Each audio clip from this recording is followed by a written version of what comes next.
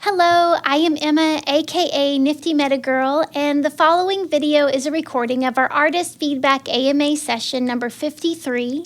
These sessions are held within the MetaJungle Discord, and in this episode, we are featuring 8 different NFT photography collections. You'll find that there's honest feedback being provided by Mike Schmidt and David Fairs that are co-hosting today, and both are experienced photographers, both in the traditional sense and in the NFT space. We do hope that you find this information helpful. They'll be reviewing topics related to collection curation, ways in which to engage in your audience, and ways in which to present your NFT collections to find an audience. So really great conversation, and we do hope that both photographers and collectors find this information relevant. Let's get to it. We have David Fairs today with us, and this is his first time co-hosting an AMA. But if I remember correctly, you were in one of the early AMAs, right, Dave? With one of your Yeah, collections, yeah, and I think exactly. it helped you out a lot. It really did, Mike. Yeah, as you know, I'm very thankful for that. Because that collection is now sold out, and so I look back on that when that happened, and I was like, yeah, when I got that chance with Dan and yourself, it just really made all the difference, I think. Yeah, I was with me and Dan too, so that was like one of the early ones. This is like number 53 now. Wow, But yeah, man, fantastic. like you're, what's that? Yeah, I yeah. said I mean, so you know, go ahead. no. I just said that's incredible. You guys are doing these still, and have continued to push through and help artists. It's amazing. Yeah, it's helped a lot of people after you, so it was really cool to see that you took, like, the constructive criticism from it. I mean, because your work is amazing. I think if I can remember back to the time, you just had more pieces than you needed to have, and then maybe some of the pieces were too similar to others, and then you made it feel more collectible, I believe, by curating it down. Is that what it was? Yeah, that's a good summary. Awesome. So basically, so David's been active throughout the bull market into the bear market. So he's a really good community member. But I mean, outside of that, dude, your work is just like really incredible.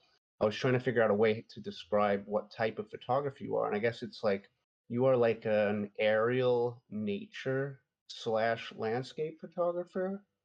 Is that, I don't know, is that how Yeah, you would classify it? I mean, it's all just mumbo jumbo anyway. It's just art, right?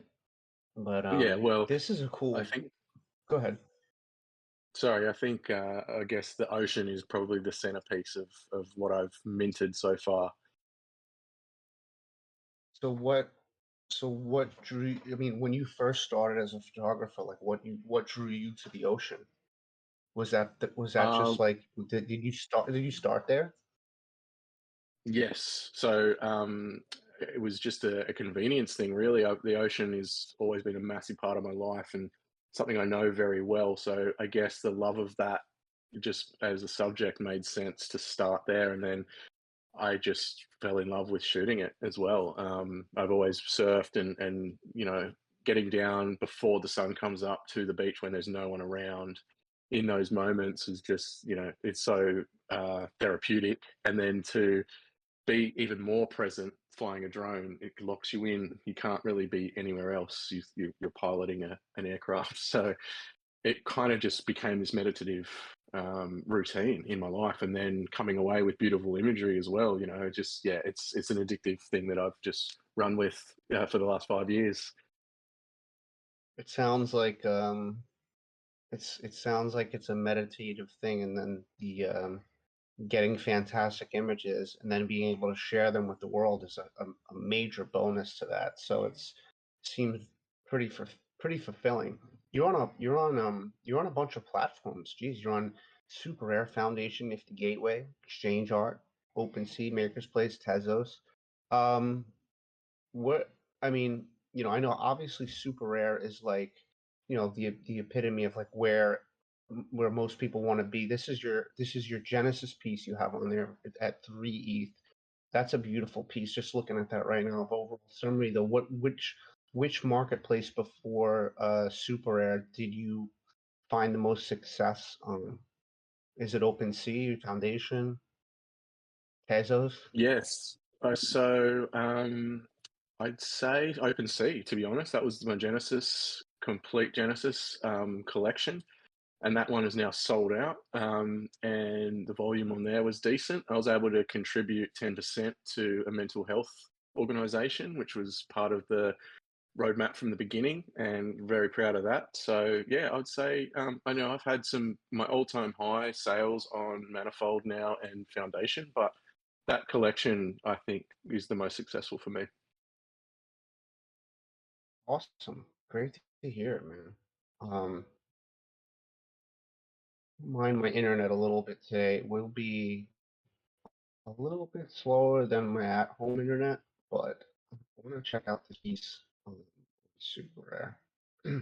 Yeah, where are you now, Mike? I remember you saying you just landed somewhere overseas. I'm actually I'm in Istanbul. Oh So wow. uh yeah, I arrived at Istanbul yesterday. I met up with Duroc and Tyler's Journey, and Oh wow. we went with my girlfriend. We went out to some cool town, and then we went shooting. And then today I met up with the same people to Duroc, Tyler's Journey, but also Sadat. He's the one who runs Hagia project, and he brought Yes. us to the Soho House, which is like the most exclusive place you can go in Istanbul. It's like a members only type thing. It used to be a U.S. embassy. It's really cool. It's really cool. Geez, I guess because it's late at night now, like my internet wasn't moving this slow uh, when I was studying the artist and stuff. But I guess as it gets, what time is it here? Midnight. I guess as it becomes closer to when everybody's back at their room, I guess everybody's draining the Wi-Fi. Yeah, yeah, totally. The But the good thing is this the good this yeah, I mean the good thing is we have all the images. I have all the images loaded up already on the. Go ahead. we can move on from my work, man. Let's get into the artist, I Go ahead, think. David. I'm sorry. Yeah, I was just saying, like, don't worry about loading my piece, man. I really appreciate the kind words and everything, but like, let's get Okay. into the artist. Yeah. Okay. Absolutely. Absolutely. You guys go check out his piece. That super piece is incredible. We'll start. So the first artist that we're going to be looking at is, well, the name of the collection is Four Seasons Norway, and this is by Ole uh, Hogland, or Haguland. Hogland, I think that's how you say it. He was actually in the last AMA, and he bought two pieces as a listener, Wow. which is really cool. Wow. And I know he's in here. He's in here. Yeah, right. How cool is that? He's in here today. That's super cool. And so the first thing I noticed when I opened this up was, just how beautiful the images are. And I think I noticed that the creator fee says 0%, which means that you have your royalties set to 0%, and you have three sales. So I hope that's a mistake on my end, and you actually have your royalties set. But if you don't, I would definitely get on in there and get the 10% royalties for because you with the royalties you get Ethereum on the primary sale 10%, and then you also get it on every secondary sale. So secondary is what's going to be in the future, I believe, really be able to sustain us as artists. So it's one thing that I did notice. So total volume, it says under 1 ETH. We have a floor price of 0.15. And so we'll take a look here. The price ranges from either 0.15 or 0.20. And on OpenSea now, you can go into this other view.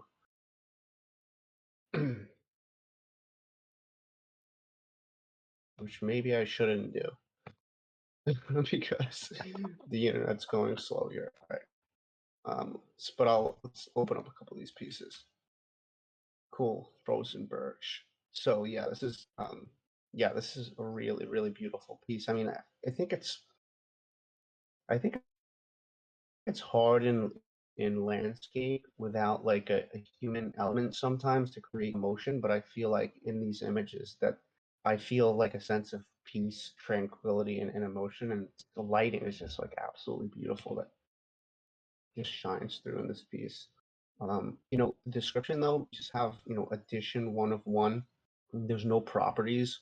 It'll be nice to have like um, a little description about the piece. Like you don't have to give too much information. Like I don't generally like when people are very direct about it. Like some people will say like, a tree in the snow. It was very like the light was coming through and it was beautiful. Like we know that and we could see that. But it's kind of cool when people about the scene, made them feel a certain way or why they went about taking these types of images. So like something in the description would look nice, and then also adding, your artist name in the description. You have the edition, licensing information, but I think more important than that, properties, because properties I feel are the new metadata for art on the blockchain.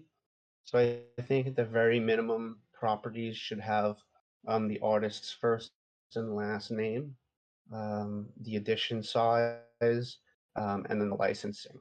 And then I like to do some other stuff such as, like um, resolution and DPI and any other information that you might offer. So Dave, like, what do you agree, like, to having like somewhat of a description and having these properties, the importance of these properties, or how do you feel about that? Yeah, I And have to the image agree. I too. agree. Yeah, so the one that jumped out to me was in terms of the imagery, that the Autumn Island, the foreground is really interesting. Like you're saying, there's some sort of subject needed to draw an eye, and that tree amongst the other green ones just does that for me, just draws me in. Um, Really beautiful collection. And I agree with you on the descriptions. That's the thing that I was like, oh, wow, I need to check this out. And then as soon as I got into it, I was like, oh, there's no story here. Like it just, I think would bring connection to the piece so much more if there was some story behind the imagery, like the emotion of it and what you felt while you were there, or how you got there, or anything at all. Because that summer dream image number 7 with the person swimming this beautiful soft glow before the sun's even come up.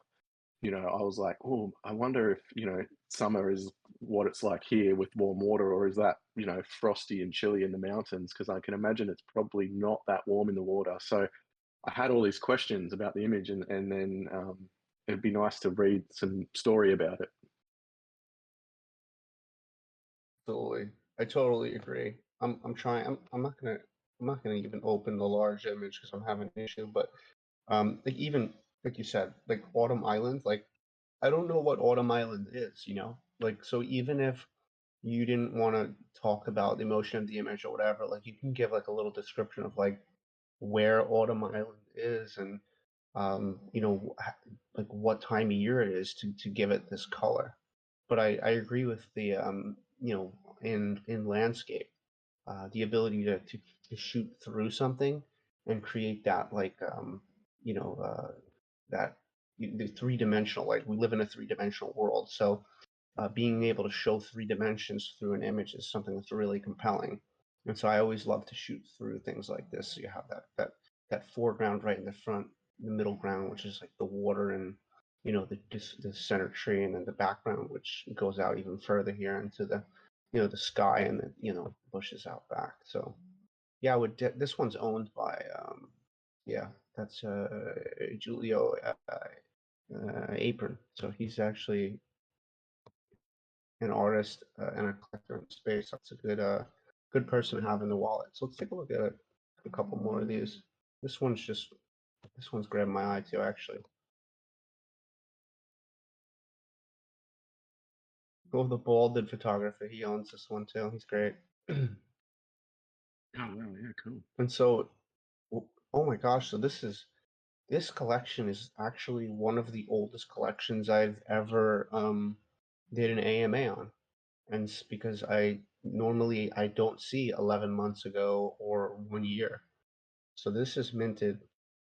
This is old school. Something that Ovek, the photographer, said the other day is think about he said photographers that haven't sold images that have been on the blockchain for a long time, think about the fact that that it might not be a good idea to delete those images because it shows the time that you put it on the blockchain. And that was a really interesting concept to me, because a really interesting idea, because it shows when you believed in the power of NFT. And this is a year ago, so this is coming up on, like, this is like an sort of an OG collection. But this is a beautiful, beautiful shot. I love this one. Um, so we got the foreground. The shutter speed is looking like it's probably like 1 second or something, where you just get this beautiful flow of the water, and it just leads you out into just this absolutely beautiful light that shines through the trees. Through the trees. The thick part of the tree, and then right into the leaves and everything. It's beautiful. I like to look at images sometimes and think, would a painter paint it this way? And I feel like this one is really well done. Is there one in particular, Dave, that you want me to pull up? Let me go back. We've talked about Autumn Island. The Summer Dream and the Autumn Island stand out for me, but looking at this one, yeah, you're right. The way it captures everything and that foreground with the flow, it's beautifully done. It is like a painting. It's really nice. And I agree about the provenance, that time being on the blockchain. I don't think anyone should delete anything really from that early era, because you're exactly right. It's collectible for that reason eventually, I think, and will hold value because I'm a collector. I've got card collections and comic book collections, and the nostalgia behind those is more valuable to me than the price itself. So I think that's right. That really jumped out to me as well when I looked at the collection, and first thing I do is go through the history, see who owns it, all that. And yeah, when it said a year ago, I was like, oh wow, that's cool. That's amazing. You've been in the game for a long time, and yeah, stunning work as well. Yeah, this is beautiful too. Gorgeous reflection. So, and what shows the sign of the time of the work is, I feel like we numbered the images back then. I think everyone sort of did like number one, number two, number three. It's sort of something that we've strayed away from doing. So the ones that Yes. are already sold, the ones that are already sold, these three, you can't go in and you can't edit can't go in and edit the descriptions or anything on those now because they're already sold. But the ones that haven't, you could go in and add a nice little description and add in those properties. As far as the collection goes, Dave, do you think any of them should be pulled or that don't fit a specific? And I ask you because I think you're more in the realm of shooting nature, landscape style work than even I am. So I'd love to hear your opinion first. Yeah, so it's interesting you bring that up because I'm undecided. I like different crops in a collection for me can be sometimes tricky. And like if you were to curate it down a little bit, maybe keeping all of the vertical crops the same would work quite well and keep a more succinct kind of look and feel. The Yolster Falls, that's landscape, and the Lovett Net, two images that they kind of, I don't know, they're beautiful They're images, but different tonality. Tonality is different, yeah, right? there's something about it. The mood is different. That's right. Yeah, that's what it is. And there's a bit of a vignette going on, whereas the others have a different sort of light, I think. But yeah, no, I mean, Mhm. the collection works still. So I'm undecided. It's not a like a definite get rid of those, but like if you were thinking that way, you might look at that. Yeah, I would say that I just completely kind of agree with you. You said, like, looking at this as all vertical, like it like looks cleaner, right? And it just seems more collectible. I mean, with my collection, I mean, these are the same aspect ratio, but at least most of them are. Even if it's vertical or horizontal, for some reason, I'm very picky about like my collection. I like them to be either all horizontal or all vertical. But if any to me outside of that like stood out, I think you're right about it being like Jolster and Lava Net. And the thing is, though, I think, it makes it harder though, because we used to number the images back then. So if you were to pull these images, that would hurt in a way, right? Because then the numbers would be off, right? Because it would, how would there wouldn't be a number 9, right? Yeah, If that's those a two very were good point. pulled, Yeah, right? it's So probably it's best to leave them, and they will sell. They're beautiful pieces. exactly. So yeah, I mean, so what are the questions that they have if you have that pulled up? I have it on my phone too, Yes, actually. that's okay. I'll read them out. I've got them on the screen. So the Oh, first question is, great. do you think this collection works in terms of the concept? And if it was your collection, is there anything you would do differently? So for me, I Let's think go ahead. you go. No, you go ahead. No, no.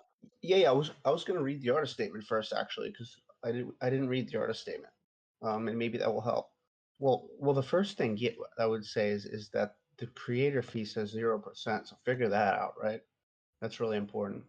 The project's very near and dear to my heart. It's my first real project as a photographer, but also my first step into the world of NFTs. Seasons Norway has been an ongoing project for almost 7 years of my photography put together into 10 images, most of them being captured in and around my local hometown in Norway. So the thing about this artist statement to me is it's just so literal. It's just like, okay, you're telling us that it's near and dear to your heart. Okay, why though? Um, I think that part, this project is very near dear to my heart. I think the reason why should be the artist statement, because the rest of it, it's my first real project as a photographer, but also my first step into the world of NFTs. It's okay, but I mean, it's it's it's a better way to say that. I think you could say that that this is your Genesis collection. It's near and dear to your heart, and it's this is why, rather than telling us that this is Norway and it's an ongoing project for 7 years. You can put these things right, but I think the story to why Norway. Um, what about the 4 different seasons? Is beautiful to you in Norway. Like, I know that in New York, when the season changes for me, when it goes from winter to spring, the air smells different, right? It's like I like living in a place that has multiple seasons because it feels like I have more. It feels like I have more going on in my life rather than if I lived in Florida or something where all year round it's the same sort of temperature. So it's like the spring comes and you can smell the flowers, the air changes, and winter comes. That's a completely different vibe. You could talk about those types of things and what that's like in Norway to have those season changes.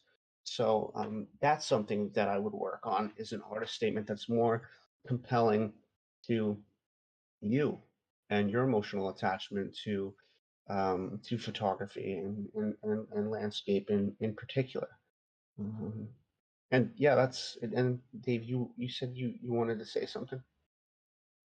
Yeah, no, I agree. Story's always going to win it for me too. I love to read about an experience from an artist and or their reasons for sharing work or whatever it is. So yeah, I definitely agree. The information there is helpful, but there could be a little bit more detail. So in terms of the question is, do you think it works in terms of the concept? I think definitely. Yeah. However, there is looking at it really closely for me. Those two images that we pointed out before, I'm guessing they're winter. I'm not sure. So, like the theme of it is beautiful. You've got such a great variety of work, but it all ties together so well as well with the seasons. There's the shooting style, the editing style. However, those two, I'm not sure what season they are, and because there's no description, I can't get that straight away. So you might want to think about the titles. You've got Signs of Spring, and obviously Frozen Birch is winter, and then you've got Summer Dream, which is great because I wouldn't know what season that is either. So I guess for me, just being a little bit more clear around which is which for the theme would be a great way to go. Yeah, I think that's well said. I enjoy the banner. Banner looks pretty nice. I know you can't fit the full images in there, or maybe it's that I'm like, if I zoom in more, you can see it. If I zoom out, you can see it less. But the banner's pretty clean. Four Seasons Norway. That's a nice touch. I like the typeface. Fancy. And I know the artist. I know the artist is here. I don't know if they want to if Ol wants to chime in or has any questions. He also had another question on that too, right? About selling 3 out of 10. Yeah. So I've sold 3 of 10, and I'm still wondering if there's anything I can do to sell the rest. What would make it more appealing to a collector? Yeah, I mean storytelling. So we already talked about that within the descriptions of each piece, and also the artist statement. Outside of that, you know, uh, like picking an image and posting it on your Twitter and telling that story about a piece that hasn't sold. Also, you could take a piece that has sold, tell the story about that image, tag the artist who owns it, thank that art, thank the artist or the collector, whatever, or the artist and the collector who owns it, and tell the story about that, and maybe then they retweet about it, etc. Something I like to do is highlight other people's work on my Twitter, have a pinned tweet, um, that has my current collection in the pinned tweet. So right now he has your engagement is geez, for only having 3,200 followers, like that's some heavy engagement here. It's a beautiful piece. I'll retweet. So this is it looks like so. You and I, through violent winds and storms together, Genesis live on Foundation. Let me see if there's any other information here. Okay, yeah, together symbol. So here, you're giving a story here now. Together symbolizes love and persistence. It's a little story behind my Genesis 1 of 1 I took in 2017, showing a good friend of mine, Sao Paulo, Sao Paulo, around the Norwegian countryside. When browsing through my catalogs for new work to publish, this one stood out to me. The storm clouds rolled in over the mountains with this beautiful ray of light beaming through. This is what we need in the. This sounds Yeah, really that's great. nice, right? So this is what I mean by storytelling. Look at all the people who are responding too. All these people, they really love it. So so your collection's been around for a long time, and so if we go to media, I mean, we got to see if you talk, if you haven't talked about that collection. Well, here we go. November 1st. So 4 pieces from my first collection. Okay, let's click on it. And 3 have sold out so far. You can check the entire collection here. I would talk the story like you kind of was talking up the story on the on that other piece that you have there. Let's see. You could join spaces, right? You can join one of Sabode's spaces. He does some really good spaces. MetaJungle does really good spaces for chat and share about art. We could go in there and you can talk about the work. Sometimes sales happen in those spaces. And so here we go. So GM, hope you all have a great start to the week. Sign of the Times, collected by the Balded Photo one. So he did do that. It has a lot of engagement, right? Like 4 retweets, 43 likes. So at the same time, understanding that it is also a slow market. When you make beautiful pieces, I think you probably just have to talk about it more. And I think spaces is probably a good way to go. since it seems like you're doing everything right through like tweets and engaging with the community. So I don't know if you have anything to add to that, David.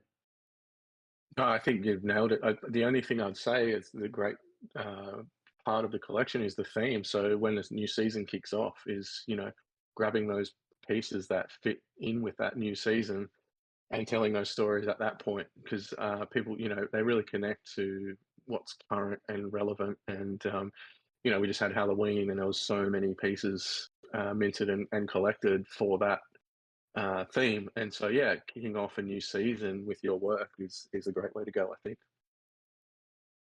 Absolutely. I did see a lot of stuff of Halloween and stuff being minted and such. I didn't mint anything, but I definitely went out and shot a lot of Halloween themed stuff and posted around that time, and it gets a lot of engagement when it's at the right time, right? Everybody's in that mood. So, yeah. Outside of that, if there's no other questions, I think we could probably move on to the next collection unless the artist wants to speak. Yeah. Can So you guys hear me? I could. Hello. What's up, Ol? How you doing? I'm doing great. Actually, I was really fortunate when it came to NFTs because I was on Clubhouse prior to Twitter Spaces. And then I stumbled across a room with Michael Sidofsky and Ben Strauss and a bunch of other photographers, Justin Sneed. And I was really fortunate to Big kind of names. Yeah, so I was really fortunate to kind of stumble across that randomly, and they gave me some feedback about the images themselves and what I could maybe improve. But from a collection standpoint, I didn't really get much. So this was extremely helpful, first of all, and I really appreciate the kind words. I do agree with everything that has been said, basically. I don't know what happened to the royalties. And I do agree that the description of the project maybe is a little bit too literal. I could have explained that it's a project that is near and dear to my heart because of most of these places is actually where I went as a kid and I grew up in this area. So that would be kind of relevant to the There you go. Yeah. the story, I guess. Yeah. So yeah, just huge thank you. And it was really cool to kind of see my work being looked at through a different lens, so to speak. So yeah, just hugely appreciate it, guys. Oh man, thank you so much. It's always good to hear people take the feedback well. I mean, especially we're saying great things about your photos. You're obviously a great photographer, but seeing those pieces that that you could work on, definitely check out your royalty thing because it's like super important, right? Um, since we finally have the ability to get paid for it, not have people tell us that they're going to buy prints and then never buy them. So you might as well get that 10%. It's good you got your website on here, your Instagram, your Twitter, and all that. So cool. And good thing we have David here today because he's got had a lot of good things to say, and I totally agree on those two pieces feeling like they're a little bit outside the mood. But I don't, I think at this point I would not remove them just because, you numbered them right, and it would be hard. It would throw a wrench into the collection by having them the Yeah, I numbers fell be I fell head placed. first into that trap, unfortunately, by numbering them. That's something that I learned I- later on I, that me might too. not be the best idea. So you learn it's I- trial by fire on the blockchain, So yeah, definitely agree. Especially with the two pieces that were mentioned, the Jølster and Lovatne.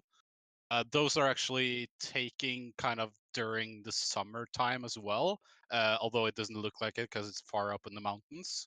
But I think one thing I can maybe try to change is maybe do a re-edit of number 4 to make it kind of the same mood as number 5.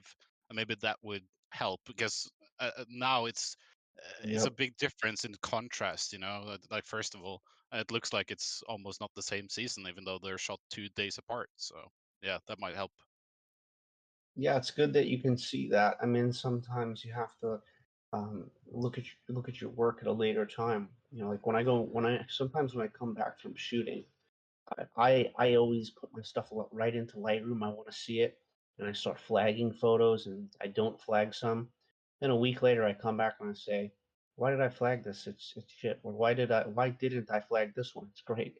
So it's good to sometimes go back and to look at your work and say, okay, this I could see now that this edit is just a lot different from this one. You know, we mature over time with our editing and just our visual maturity and stuff. So awesome, cool, man. Yeah, and that's cool. You've been here since Clubhouse. I've been here for a long time, so I'm glad that you took something valuable from this week. I'm glad you participated last week, and it was cool that you collected some pieces from people last week too. It's important. So awesome. Thanks a lot. Yeah, thank you guys. It was great fun being a part of it, and yeah, just a huge service to the overall community, I think. And I always appreciate people that pull a little bit more effort into what they're doing besides their artwork. So yeah, appreciate you guys. Cool. Thanks again, brother. All right. With that, let's move on to this is Curvy. This is an edition by Kokan Clicks. Let's take a look here. He has two owners outside of himself being an owner. There's 15 total editions, which is keeping it pretty scarce still. It's not a huge edition size, and looks like a price of 0.015. That's a very low price. So 24 USD per edition at this point. And so let's take a look at the description. Always take the scenic route. You never know what adventures you will find.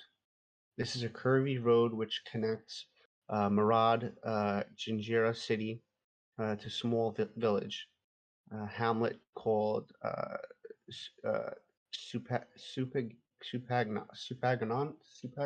I don't know if you got that one better than me, David. Artist Kokan clicks. Yeah, Supagon. Okay. Edition limited to 15. Got all the good information here. Collection is editions by Kokan Click, so it sounds like it's going to add work to this collection over time. Got the licensing information. Overall, I think the description is interesting. With the take the scenic route. You never know what this. It's a decent description.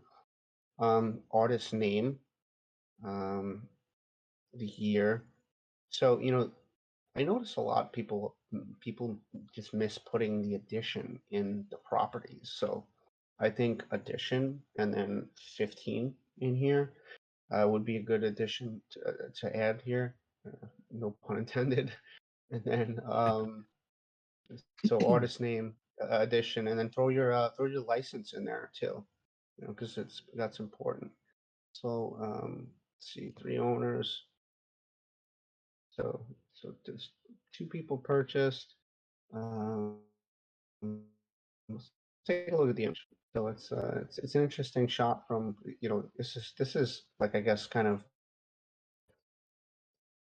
right up your alley on the drone stuff, David. So this is shot from above. I mean, I definitely like how it's dark, like how the composition of the roads starts up here and leads me out this way. The only thing about this, something about it feels a little soft. The image feels a little soft, and also it would be interesting if you had waited for a subject to come through this image. Whether that be car or truck on the road, or just something that I knew was the actual subject of it. Because not having a subject, I think if you don't have a subject, like a specific subject in a shot that's this bird's eye view, then I think the image has to be very abstract. And I don't think personally, from my own perspective, that this image is abstract enough to get away with sort of not having a subject for me to collect personally. But I don't know, David, how you feel about this shot. Yeah, I agree with the composition. It's really interesting. I love these sort of drone shots with the roads that twist and turn. And I think you're right. The direction of it and where it starts and ends is really interesting.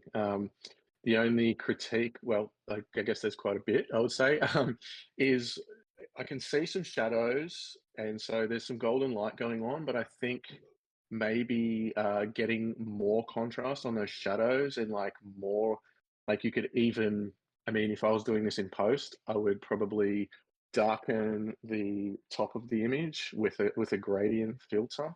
I mean, you don't have to do this. This is just my instinct and how I would approach it, because you've got this beautiful golden light down at the bottom, leading upwards with the shadows, and those trees at the top, like they look like they need some contrast or to be darkened slightly to give that really good moody feel to this image. And then you could even darken the road a little bit more for some contrast, because like you said, it feels soft to me.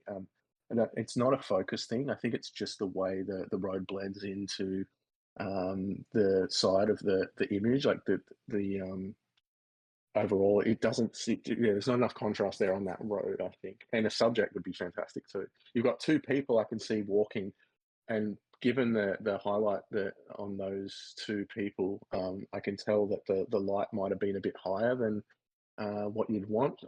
Typically golden hour and the sun just rising or going down gives a much nicer, softer light and some contrasting shadows. So there's probably a couple of things to, if you were to reshoot this, even this same composition at a different time might work really well as well. I'm glad you mentioned the gradient, because I think that would add a lot of depth to the image if like the bottom half of the image had that beautiful sunlight and this top half just kind of like sliced it into a darker part of the image, and I think it would even add some type of a bit of abstraction to it as well. Just like a cut in half sort of contrast could be quite beautiful to see it that way, and I think that's why I saw it as soft.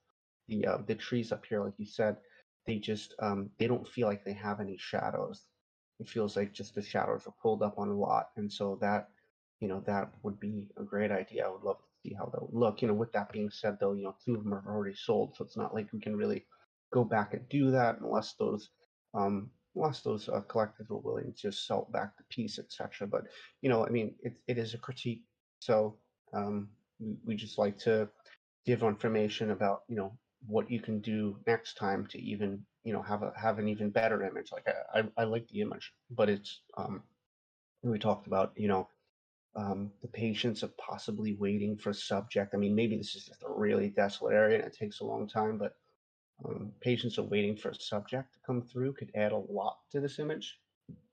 And then also that editing aspect that David talked about would be really, really helpful. What were the questions from the artist, David? Yeah, so we've got thoughts of reviewing panel on the image, which I didn't quite understand. So thoughts of reviewing panel on the image. So and I think what he's saying is that me and you are the reviewing panel, and he just wants our sorry, thoughts yes. on the I thought it image. was I you didn't know get it. to see. Yeah, I didn't get it at first But either, but I understand it now. Yeah. So we've already yes, answered well, that. And the other, yep. Edition and price, I agree with you. I think it's very affordable and it's a good edition size, keeping it small. That adds value to collectors. That's really good. The only thing I would say is, I mean, not everyone's starting out, and I think minting works slowly is a good thing. But as a collection, I'd like to see at least another piece or two. I'd like to see like more work from an artist to get a feel of style and story. So yeah, I'm not saying you have to rush or anything, but when I open up the work, I'd love to see more from you. I think it really helps with choosing an artist's work as well. Just having one piece on offer, it's not a bad thing, but that's just my thoughts when I checked it out. I just wanted to see more. yeah. So as you stated, that I just opened up what the artist has created on OpenSea, just so we can kind of get a look. It's in here. these are really standing out to me. These three right here. This fisherman's sunset with the fisherman here. This boat sunset's really beautiful, and this colors of sundown. This is a really interesting Absolutely. little theme that's going on here, right? Yeah. Yeah, I'm Of actually all the quite. ones I'm looking at,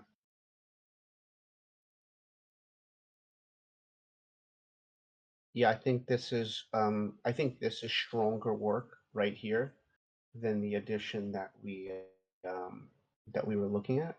And let me see, sunsets. Are these one of ones? Let's see. 0.05. You'd think that they were an edition, but maybe they're one of one and just sold it for cheap. So they're one of ones, and I mean, I don't blame the people who bought these images. Look at that, that's gorgeous. I don't blame them for buying it for the price of an edition to own a one of one. So, Yeah, beautiful. yeah, really, really, really beautiful shot. So I do have other work, which wonder what they're going to be adding to that collection that they're working on now. And sometimes I come into OpenSea and I see people over minting. It doesn't look like you over mint.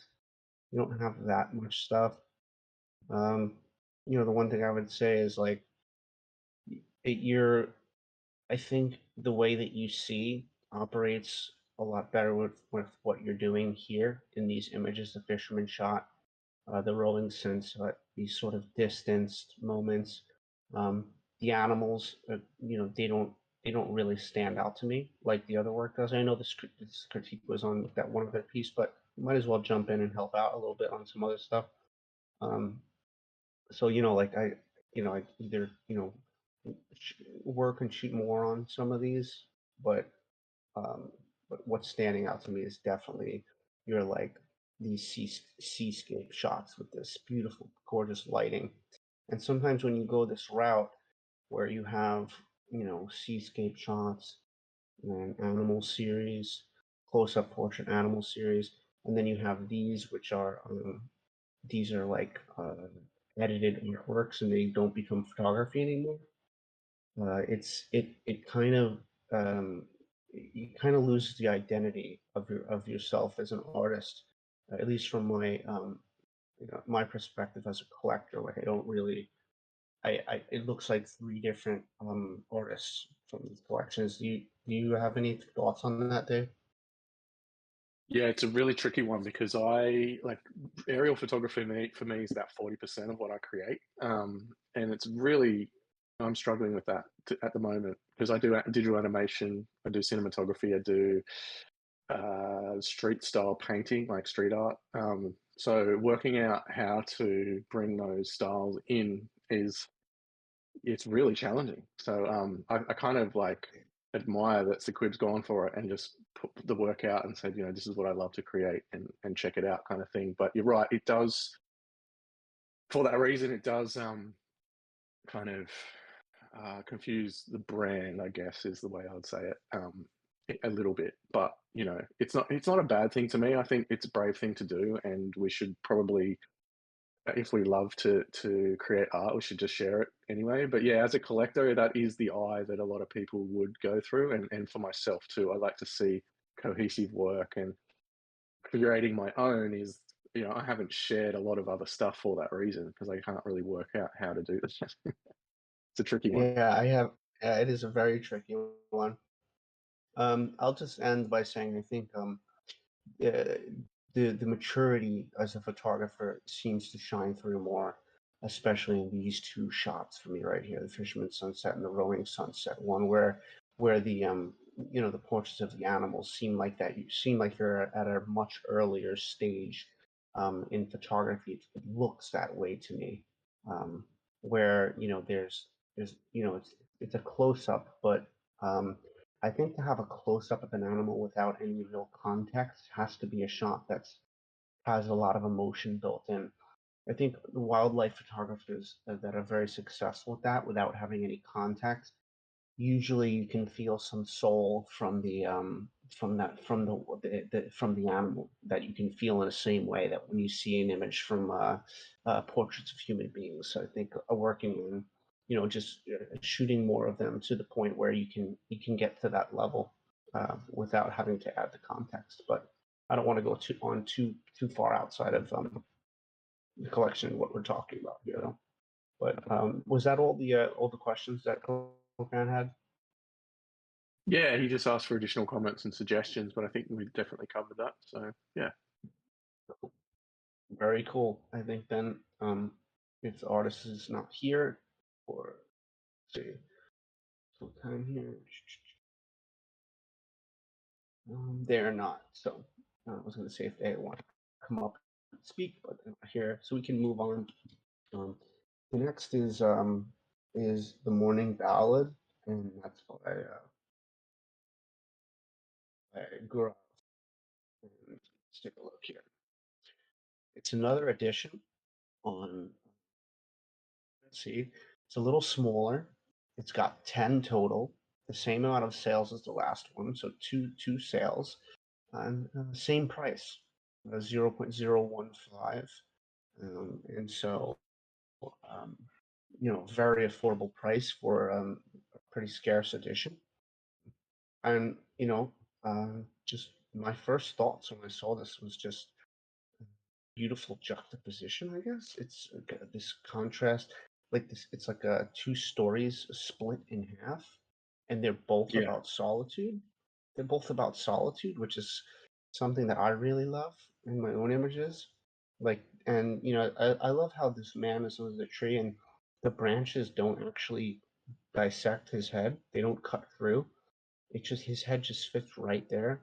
And compositionally, it's just worked out really beautiful. It looks like it's foggy, so it has a really nice mood, like in almost eerie, but peaceful, like peaceful eerie. And you have this black bird and on the stick, and it's got its own little story over here, and it makes you think about how much different the lives are between maybe the bird and the man. Um, the things that they value when they're in the moment. Maybe it's similar. Maybe when human are in lost in the present moment, they're more like the bird. And so I enjoy the image. That's what I got from it. Yeah, I have to Any say it's beautiful. yeah. I this one really stood out to me. I think it's perfect. Like you said, there's two stories going on. It's mysterious. You've got this. I love silhouette work and black and white, and yeah, it just has me wanting to know more about the story of what's going on in the image. And like you said, you start to create story, and it kind of leads into all these things of like, where's he looking? Where's the bird looking? They're both looking out of frame, so they're both experiencing something different at the same time. And you've got mystery in the fog. You've got branches that are sort of enveloped in the fog, and then you've got the high contrast of the bird. So they're at different focal points almost, but they tie together perfectly. So yeah, it's a really interesting shot. I love it. And you're right about everything else as well. The price, the description, the edition size, it's all really well done. I think the way you've told the story with your words as well, and you've got all the properties listed out. Yeah, I can't really add any critique to do anything differently here. I think it's all really well done. Yeah, I agree. I mean, there's a lot of people that are just trying to take this photo of a tree in the fog on its own. And this artist happened to catch the tree in the fog and two beautifully unique stories that juxtapose each other at the same time. I mean, kill a shot. I'm surprised more haven't actually sold. And I may pick one of these. I may pick one of them up myself. I actually really love this. I'd love to show it in a gallery. Nice. Let's read this real quick. Mornings are beautiful with fog all around. There are stories in every hook and nook of maiden in a vast stretch of playground just in the heart of the city of joy, Kolkata. Exhausted after a long morning photo walk, I went to rest for a moment, just then I saw this man listening to a song on his mobile radio and waiting for the sun to rise. I saw the branch on the other side of the tree and waited for some element to balance the frame and complete the composition. I mean, that's bold to wait for something to land there. Jeez. Um, maybe a person, uh, but just then a crow came and sat facing the tree. I waited for a few more minutes for the crow to face the opposite direction and made the photograph. That is a real lesson in patience and photography, and that's something that I've had more lately in my own photography. Is um, I used to shoot street photography in a way that was very manic, where I would move from place to place really fast and be like, oh, there's nothing here, nothing here. And every once in a while, I'd get lucky and find something. Now I sort of do the same thing that the photographer did here, is sort of find a scene that I find is really beautiful, and then I look at it as a canvas and think, well, what else can we paint into this? I think Sabode said that, and it really stood out to me. And so we could see it as a canvas, and then wait for the elements to come in to paint it the way we want to as a photographer. And so I think that's a really beautiful lesson in patience here. And yeah, the only thing I would add in the properties would be the edition size and the licensing. And outside of that, man, this is fantastic. Did the artist have any questions, David? Um, yes, where are we? Yes, what do you think about the composition? Is it a suitable photograph for my first edition? And I have planned to make 10 editions at the price point. Is the price point okay? I think we answered all that. Yeah, I think the price point's okay. The amount of editions is really good. I love 10. I think it's great. I mean, the composition, I don't even know why you had to ask about that. It's a phenomenal composition.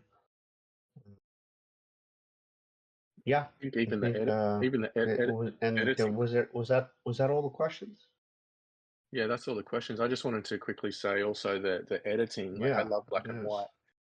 It's like you still get these little bits in the foreground where that it's like it's not too dark. Like usually with silhouette work, it's like you lose a lot of detail, right? But you've got details in places where it's like it's yeah really intriguing. So you're not just looking at the subjects; you're kind of scanning the whole image and looking for more of what's going on. It's really nice. I agree with that. There's so much detail still in that foreground. I see a lot of people punch the contrast so much to the point where we lose that detail, and it's actually really nice to have that detail here. So he has as his banner image on Twitter. Is it? So no, that looks really good live now. It's a good way to advertise it. He has it up here. I'm going to retweet this. I really do like it. And anyone from the audience that can help out retweet. I think it's a really beautiful and um, pricing is so fair for such a well done piece and such a well done story about that piece. And with that being said, I think we can move on. Um, the next collection is Beauty in Ruins, and it's by Ferret. It's actually yeah, Beauty in Ruins, but it's under obsolete. Let me see this.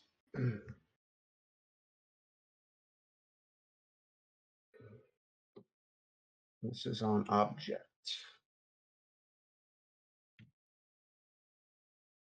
I guess so. Is this the artist name is Farah, right? And so Yeah. obsolete would be considered the collection name, correct? Yes. There's one item. It hasn't sold. Well, okay. No, it hasn't sold. So for sale one. So it's floor price of 100 Tez, and let's open it up. It's one piece. going to read this while it loads. Forgotten homes strikes dearest, for in their ruins are shadows of what once was. In their arches are the light of lives once lived. Now its corridors are deserted. Emotions once wild, now nothing but darkened halls and crumbling walls. So we've got it halfway loaded here.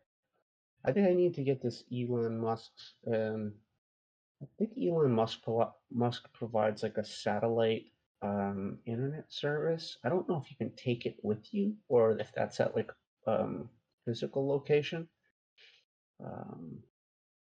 But seems like when I travel, I'm gonna have to figure out how to get better internet service because like almost all hotels that I go to when I travel are just not as good as what I've got at home.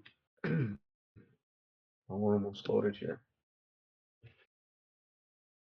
And what's Yeah, the internet in Australia is terrible.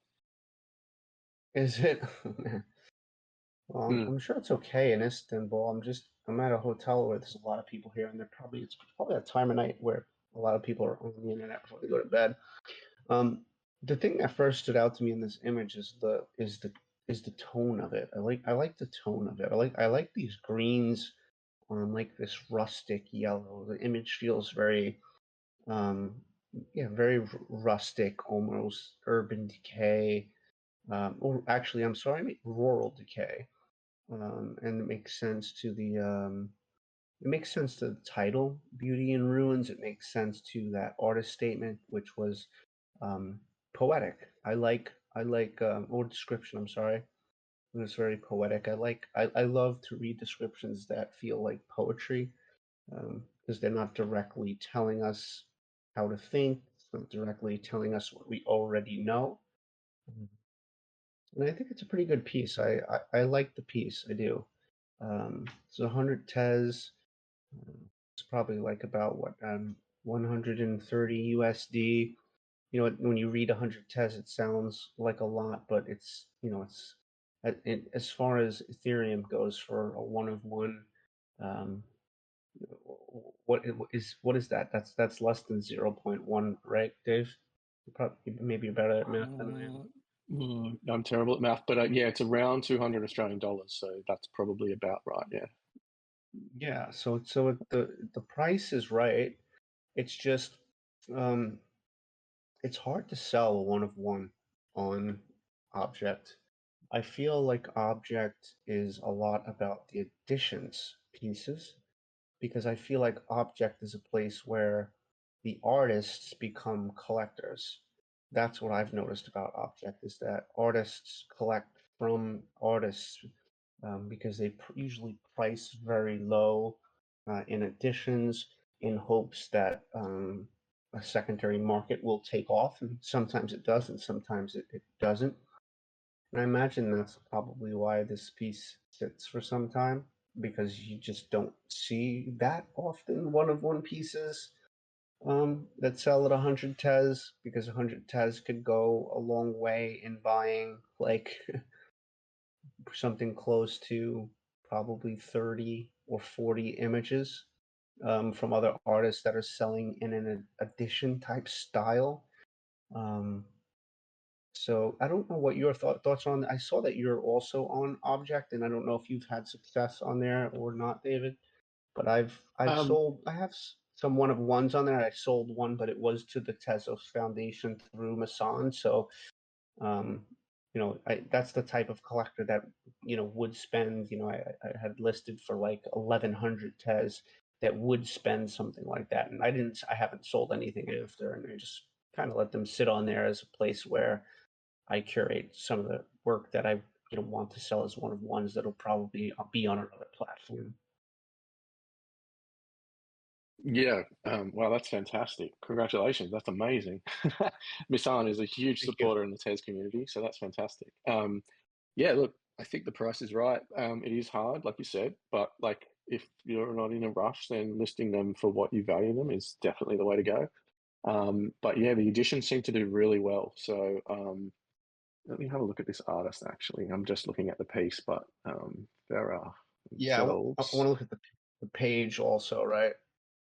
Yeah, so Farah has Mm, an edition as well of 10 at 3 tes, and it's another beautiful so piece. I actually love this piece. But yeah, I think, you know, I've got some work listed for what I value it at as well on as one of ones, and then I've got a good mixture of editions too. But you know, it's another marketplace, and you have to promote it just like you would any other. And so it splits my time of what I'm doing. It takes energy away. So I kind of have to step back from Tezos a little bit for myself. That's just me personally. But yeah, it's I love the technology that it's, you know, carbon neutral, and it's a great marketplace as a community as well. There's a lot of energy there. That I see a lot of friends having fun, and it's a great place to be. And this is strong work, so I think, like you said, just having it there and waiting patiently for the right collector is the way to go. yeah, I agree, and I agree about Tezos having a really cool community. I mean, look at my profile. I've collected a lot of stuff. Um, Me too. in a Yeah, pretty it's short great. period of time. From like, I think I have like 13 pages of, you know, glitch art, photography, AI, like all sorts of things. And I haven't collected on here in a little bit because I just don't have Tez. I'm traveling, but it's definitely an interesting place. This the artist doing a lot of experimental stuff on here. What was the questions that the artist had here? So he just really was keen to get reviews and feedbacks about the work and how to make them better. So I've got some thoughts on the Beauty in Ruins piece. If you're happy for me to go ahead. Of course. Yeah, I do really love the theme of decay and time that's in here. Like it's and the description's beautiful too, quite poetic. The only thing for me that stood out when I looked at the entire image is that there's also some concept of rebuilding going on. There's like construction work I can see in the foreground, which kind of conflicts with the description a little bit. It clearly is what it describes. However, it looks like someone's about to do some renovation work, maybe, or I don't know. There's a second story in there as well. So something about that in the description might be interesting to give more context. But yeah, or if that's not relevant to the story, then maybe darkening those items with a gradient or some more shadow. And also, I think this could work really beautifully as black and white too. Like, I agree with what you said, Mike, about the colors. The muted greens are really lovely and soft. They pair perfectly with the building itself and those tones. The tones are great, but I kind of looked at it and thought, oh, this could actually work really well as a black and white too, to give it a bit more mystery, maybe. I agree. It could work as black and white too. I would also add more hashtags here, um, because you can add so many. You just have art, architecture, and mobile photography. I mean, I would add photography. I would add um, decay. I would add rural decay. I would add there's a lot of different things you can add because when people go up here and search, they can type in those things. Like um, if I go in and I type in you know, cyberpunk, right? Like it's gonna come up with anyone who had anything with cyberpunk written in there. So and people do use these hashtags to find things. So I would definitely do more than three. Do as many, probably as many as you want. So it would be my only feedback too. But yeah, outside of that, I would just say be patient. And, yeah, it's just gonna take some patience. I saw one of one on here. What are your thoughts on David like royalties? Because like I noticed the royalties are 22%. Um, that's higher than I would put my royalties, but like I guess it's an interesting conversation to have. I mean, it's like it's not my business to tell anyone to put their royalties at. I noticed the royalties on the edition was a lot lower, and that probably makes sense because of secondary sales. Because with royalties, the I think the collector has to pay some type of fee. So maybe 22% is fine with the one of one. I don't know. Yeah, it's interesting in the TES community. It's quite, I think the highest you can go is 25%, maybe. I'm not sure. And I set my royalties quite high, feedback from the community. So I think within TES, it's quite acceptable to have higher royalties because the prices are more affordable. And that secondary market is where artists are really making some passive income. So I agree. I probably now, looking back in hindsight, would set mine a little bit lower. It's probably a bit of a turn-off to collectors to have that set so high. But I know it is acceptable within TES. And I know we've got Leslie Spurlock in the audience who would be able to give a lot more information about that. She's very prevalent in the TES community. But yeah, that's my thoughts on the royalty side.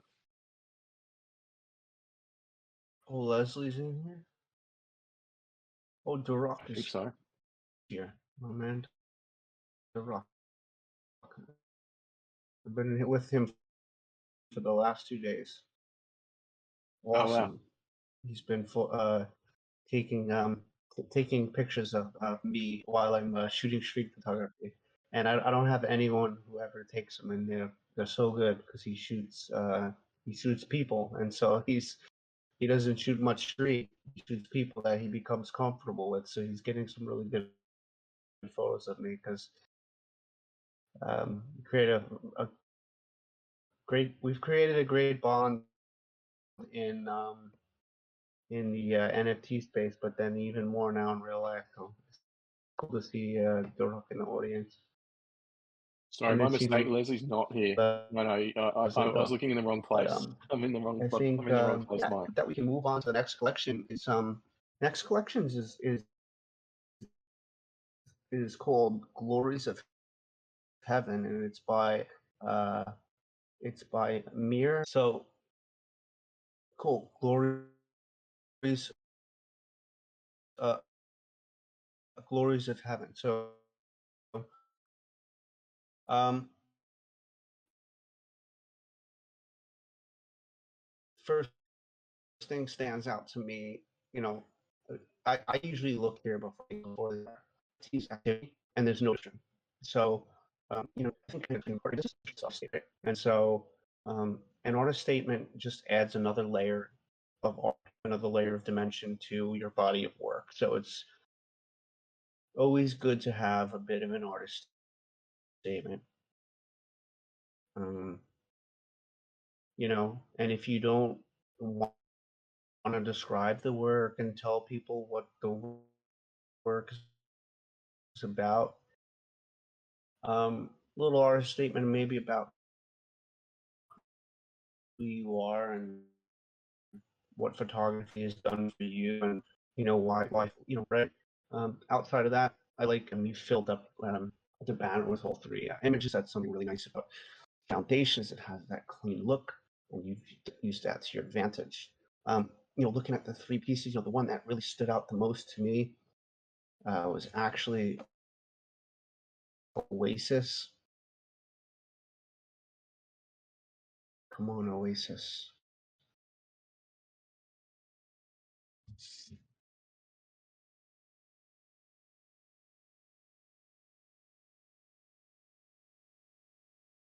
Hello. Okay, Good evening. here we go. I was getting worried. Good evening. Is the Yeah, artist speaking? yeah. Hey, how's it going? Sarah, I'm fine. I'm good. Thank you so much for your and your kind words. I really appreciate.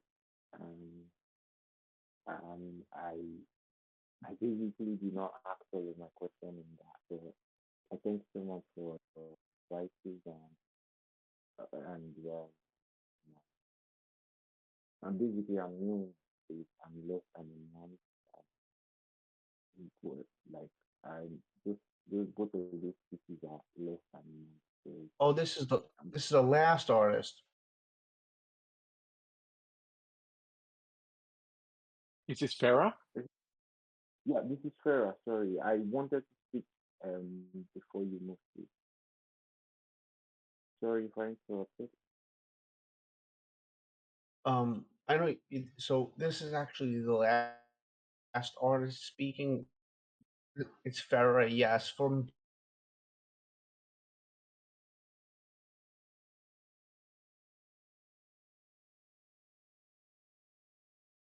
Sorry, can I speak? I couldn't make out what Farah was saying or who was saying. Hello, Yes, can you of hear me? course. Oh, sorry. So I I wanted Yeah, to. yeah, I can hear you. Can you hear me? Yes, I can. I can.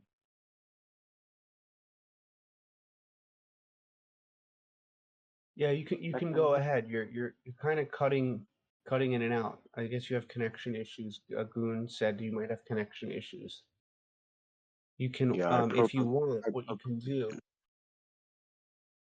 Okay, so then what you can do is there's a little chat box right if you're looking at my screen, feedback Oh, AMA. There's a little chat box here. Uh, you can type in whatever you want in here, and we could take a look at it in there okay. Thank you so much. because I think that you're just having a little connection issue. It's either you or me, but I think it's no problem. But I think it's probably you because I can hear David pretty well. Yeah, probably. Both So thank you sides. for Okay. thank you Thanks, for Glenn. your reviews. I really appreciate. Thank you so much. You're welcome, Farah. I heard you on that. You're very welcome. Yeah, thank you.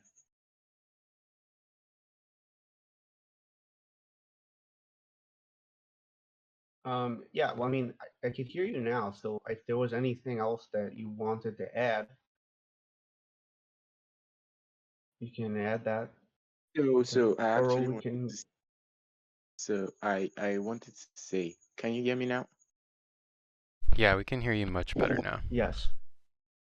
Yeah. So I wanted to say I'm barely a month into the NFT space, and so um jumping on something like this, I really appreciate you guys for your reviews and honest reviews. It's not been easy finding my way around the space. I basically basically have a lot of problems navigating the space because probably it's really not that complicated, but it is. As an African artist, can you hear me? I feel this Yeah, I could network hear is you. No. I can hear you. You're coming in good. You said that you thank us for helping out with honest reviews, and that you have a hard time navigating the space. Like it's easy, but it's also hard. I can totally agree with it being easy and hard because things are changing so fast all the time. exactly. And so I basically am a smartphone photographer. And I saw NFTs as that opportunity to get me into the real photography deal. So I took it up, and I've really not been easy still. But I want to appreciate you for those reviews. I feel I still need to learn more and get more. Like I need to know more. How do I put it? Like basics of, because I basically I've not found it that easy. Plus, yeah, it's a big stress being an African artist, and support is really low. Are And you are you Nigerian? Are you Nigerian I am artist? I I am I am a Nigerian artist, to be Yeah, precise. I, I really love a lot of the art that's coming out of Nigeria actually right now. And a lot of it is actually mobile photography too. But I'm so surprised at what you guys and girls can create with just the phone, that you guys are creating really, really beautiful stuff and professional gear. Is it something like that but it doesn't even matter at the end of the day, right? It's a tool. Everyone's always asking me like, what is, what's the best camera? And it's like, I'm going to, this kind of cliche, a lot of people said it, it's like the one that you have on you, right?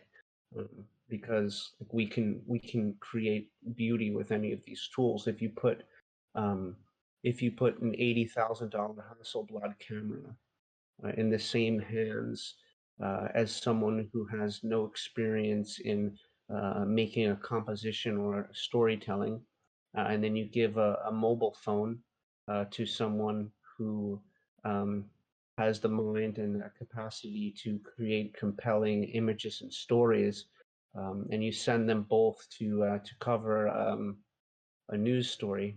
I think the one with the mobile the mobile phone is going to come back with the images that people are going to be interested in. So I really admire that about a lot of the photographers from Nigeria that are using the iPhones and just smartphones in general to like their highest capability. Yeah, thank you so much. And please, if it's not too much to ask, I would like you to probably just speak on how I can manage my Twitter account, like my bio, I really have been messing that those.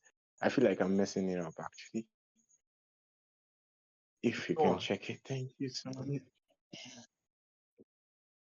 Yeah, Can I'm you? pulling up your object right now, so I'll have the Twitter link here, and it's good you have your Twitter link there. Take a look here. Yeah. And I'm going to start following you now. Thank you so much.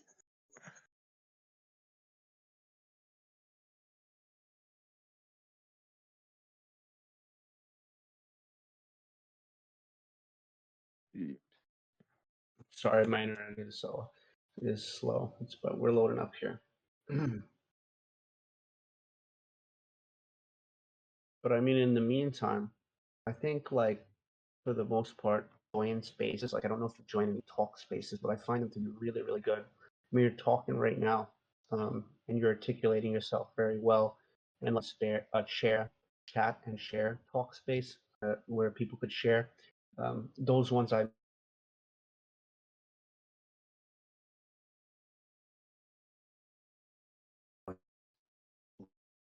there's people to hear this behind and see artwork.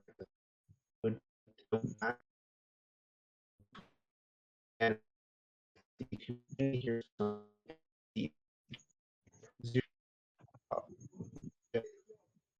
a lot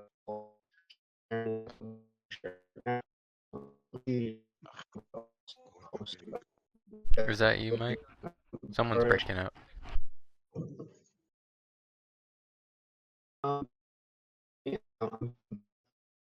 Coming through okay? You had a little bit of a robotic sound for a few seconds. No, sorry. So I just wanted to say like that. Basically, I have not been finding speaking is really easy. Can you hear me? Yeah, we can hear you. I think it was Mike that was breaking Yeah. up.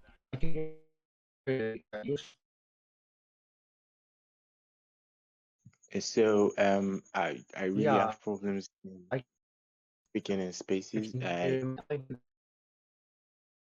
I really can't arrange my thoughts. I don't know. I hope with time I get better with that.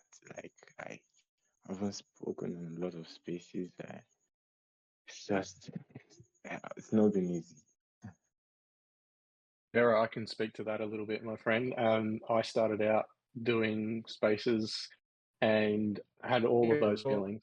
You know, it was very difficult for me at the beginning. So I just encourage you to keep doing it. If that's something you want to do and you feel that you want to improve it, the only way is to just get in there and speak and talk to people and make connections. Because now I get into a space, like I'm doing an AMA right now, which is crazy to me.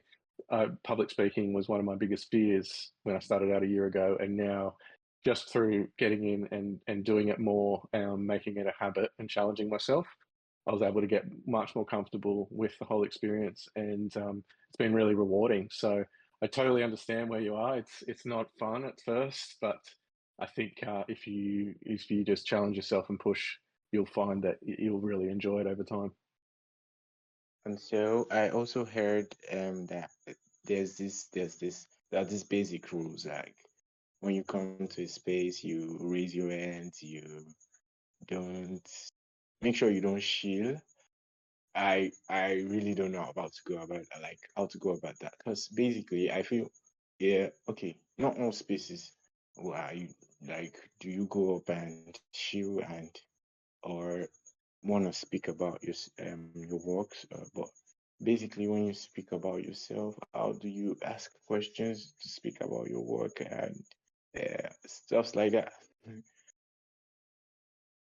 Yeah, so I guess getting a feel for the room is a good way to go. So not every space is about shilling work and sharing just your work. It's more about connecting with people and getting to know everyone in the space. And then as you do that, you'll be able to build connections, and those people who are hosting spaces will encourage you to share your work. You won't have to ask permission, sort of thing. So if your goal is just to share your work, then it can be tricky because it can come off as like that's the only reason you're there for, rather than connection and making friends and building your own community. So if you kind of put that at the back, the whole sharing work thing, then you eventually over time will get a feel for when's the right timing and when it's appropriate, and not something that people are going to just kind of become a little bit annoyed about, or whatever. It's just time. It's just a time in there and doing it more and more and connecting with people. Yeah. I actually don't even know how to speak too much. I just prefer my art speaks to you, but I have issues going up in spaces and introducing myself, and then at the end I don't get the connection. I don't get a follow. Nobody seems interested. Everybody's just nice and saying, "Oh, we love your work," and hence there. Yeah, I feel you, man. That's hard. I get it. It's tough. And I guess with the different languages and everything like that, it can be a challenge too. So I definitely appreciate that. It could be quite frustrating. It really is. It really is. Like, it wasn't what I thought. I guess I didn't have that orientation before coming to the space, but I'm in it already. Not going out any soon. I'm not leaving any soon. Just have to stick Good. there. That's good to hear. I think you're doing a great job, man. Honestly, I think you're doing a really good job, and you've got great work to share. So just keep going. Just keep doing what you're doing. And Thank Mike, you so are you much. there, mate? I'm wondering if you can hear me now. That's better, much better, man. You were dropping out a little bit there, but yes. Yeah, so I think you can hear me better now because I think you can hear me better now because I put my phone I took myself off the Wi-Fi on my phone, and my girlfriend took off her Wi-Fi. So maybe now I have a better connection because less people are in the hotel are on the Wi-Fi. Am I better Yeah, now? it's Much better. better. Okay, great. I'm sorry about that. Awesome. I think David said everything that I would even need to say. I mean, it's more of a conversation when you talk in spaces. When I first started in spaces, I thought to myself like, um, I think I overthought it in my head. Like, you know, how do I say my name first? Where do I start? Do I talk about the beginning of my photography journey? I think, you just go into the space, you feel it out. With MetaJungle, you can actually get on the list to be able to speak by responding in the Monday chat and share um, tweet beforehand. And then when you come up, you just say, you know, um, my name is Farah. I'm a Nigerian artist. I shoot with a mobile camera, and just talk about, why you like to take photos, and really that's really it. Like the emotion behind, you know, why you enjoy doing what you do. So like you can practice right now. It's like why why do you enjoy taking photos? Uh, Basically, I feel oops, that started like about 2 years ago or a year ago. Yeah. So I saw I've always been into art. I guess that's what I studied. So I felt that's a better way to see to show people what you see, what only you see. So that's why I take photos basically. I love that. I love that. I think that that's great. I mean, you know, for me, it's like, when I'm out with my camera and I'm by myself and I'm taking pictures, like all the thoughts kind of go away, like all the thoughts in the head, whether it's about what do I need to do later, what happened in the past, it's all goes away, and I'm just by myself in the moment, and making art. And for me, that's a meditative experience, and it sounds like it's the same for you. And I think that's all you really have to say. And then, usually after you just talk about how it makes you feel, someone like the co-host or the host of the space will then just maybe come to you with another question, like what draws you to um, the that urban decay image that you photograph, or something like that. And then you just come back with honest answers, and it's just as simple as sort of it's not simple, right? It's hard at first because it becomes simple because you have to think about it just as just a conversation with someone. And I had to think about, that there's not all these people in the audience, and I'm just talking one on one with the person who's talking to me, and everyone else is just listening. And don't worry about, I started at this time, I went to school, this and that. You don't have to have any of that stuff. It's just a simple conversation about art. And so I think you're doing a great job. Oh, thank you so much. I really appreciate. Cool. Thank you, Farah, for coming up. Thank you so much. Cool. I'm glad you guys can hear me again. So I'm gonna jump to the collection of Oasis. Um, and Oasis, give me a second here.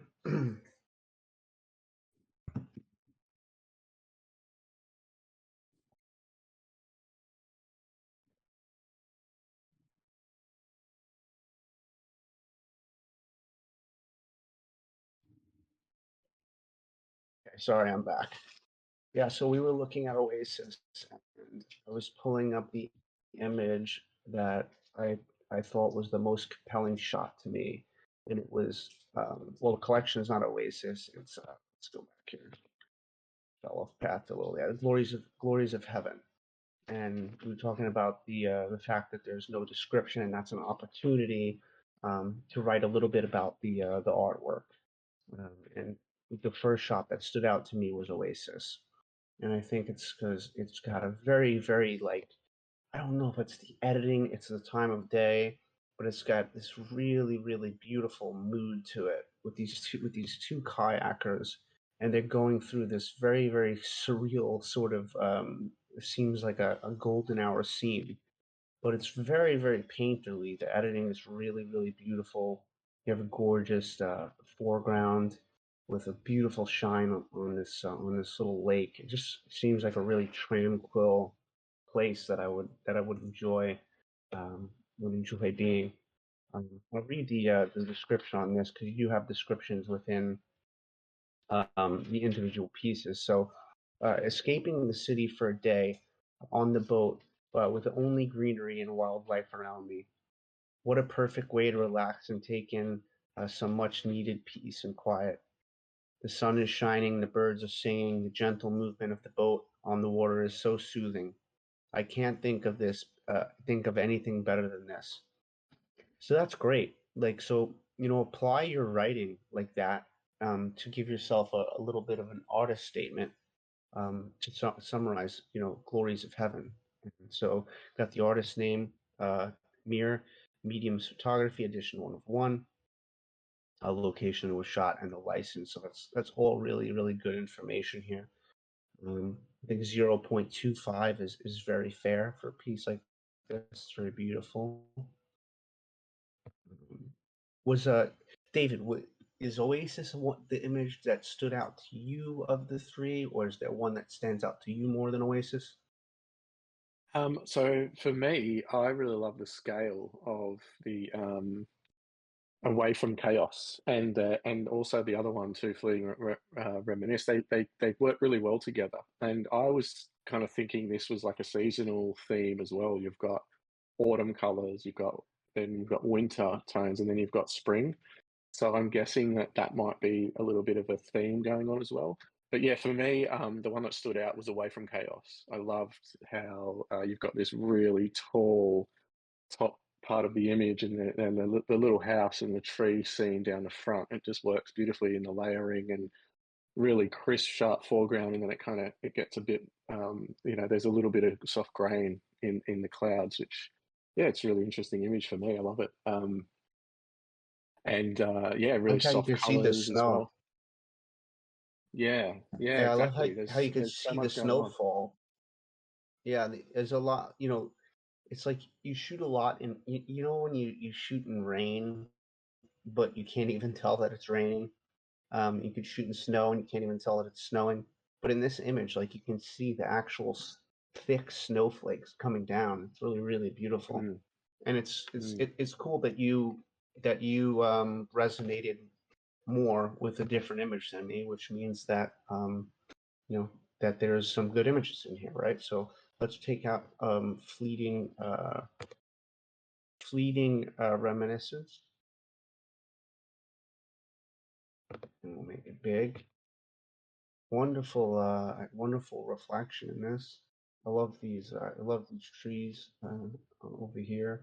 The one thing I'll say as far as constructive feedback on this is, it's like, I'm not exactly sure what the subject is, and maybe that's okay, because maybe it's just it does sort of have an abstract feel to it because of all of the beautiful reflections in this. Yeah, you want to talk about this image, David? Yeah, I agree with the subject point. It's a little bit abstract in terms of photography. Like you've got more of these lines of the hills reflecting. I think it's beautiful. Like it's really nice. I love how it's like perfectly cut in half, and you've got the island as well, which draws your eye on the right hand side. But yeah, like I can just imagine it with a kayaker on the water, right? And this reflection, like it would just add so much more to the image for sure.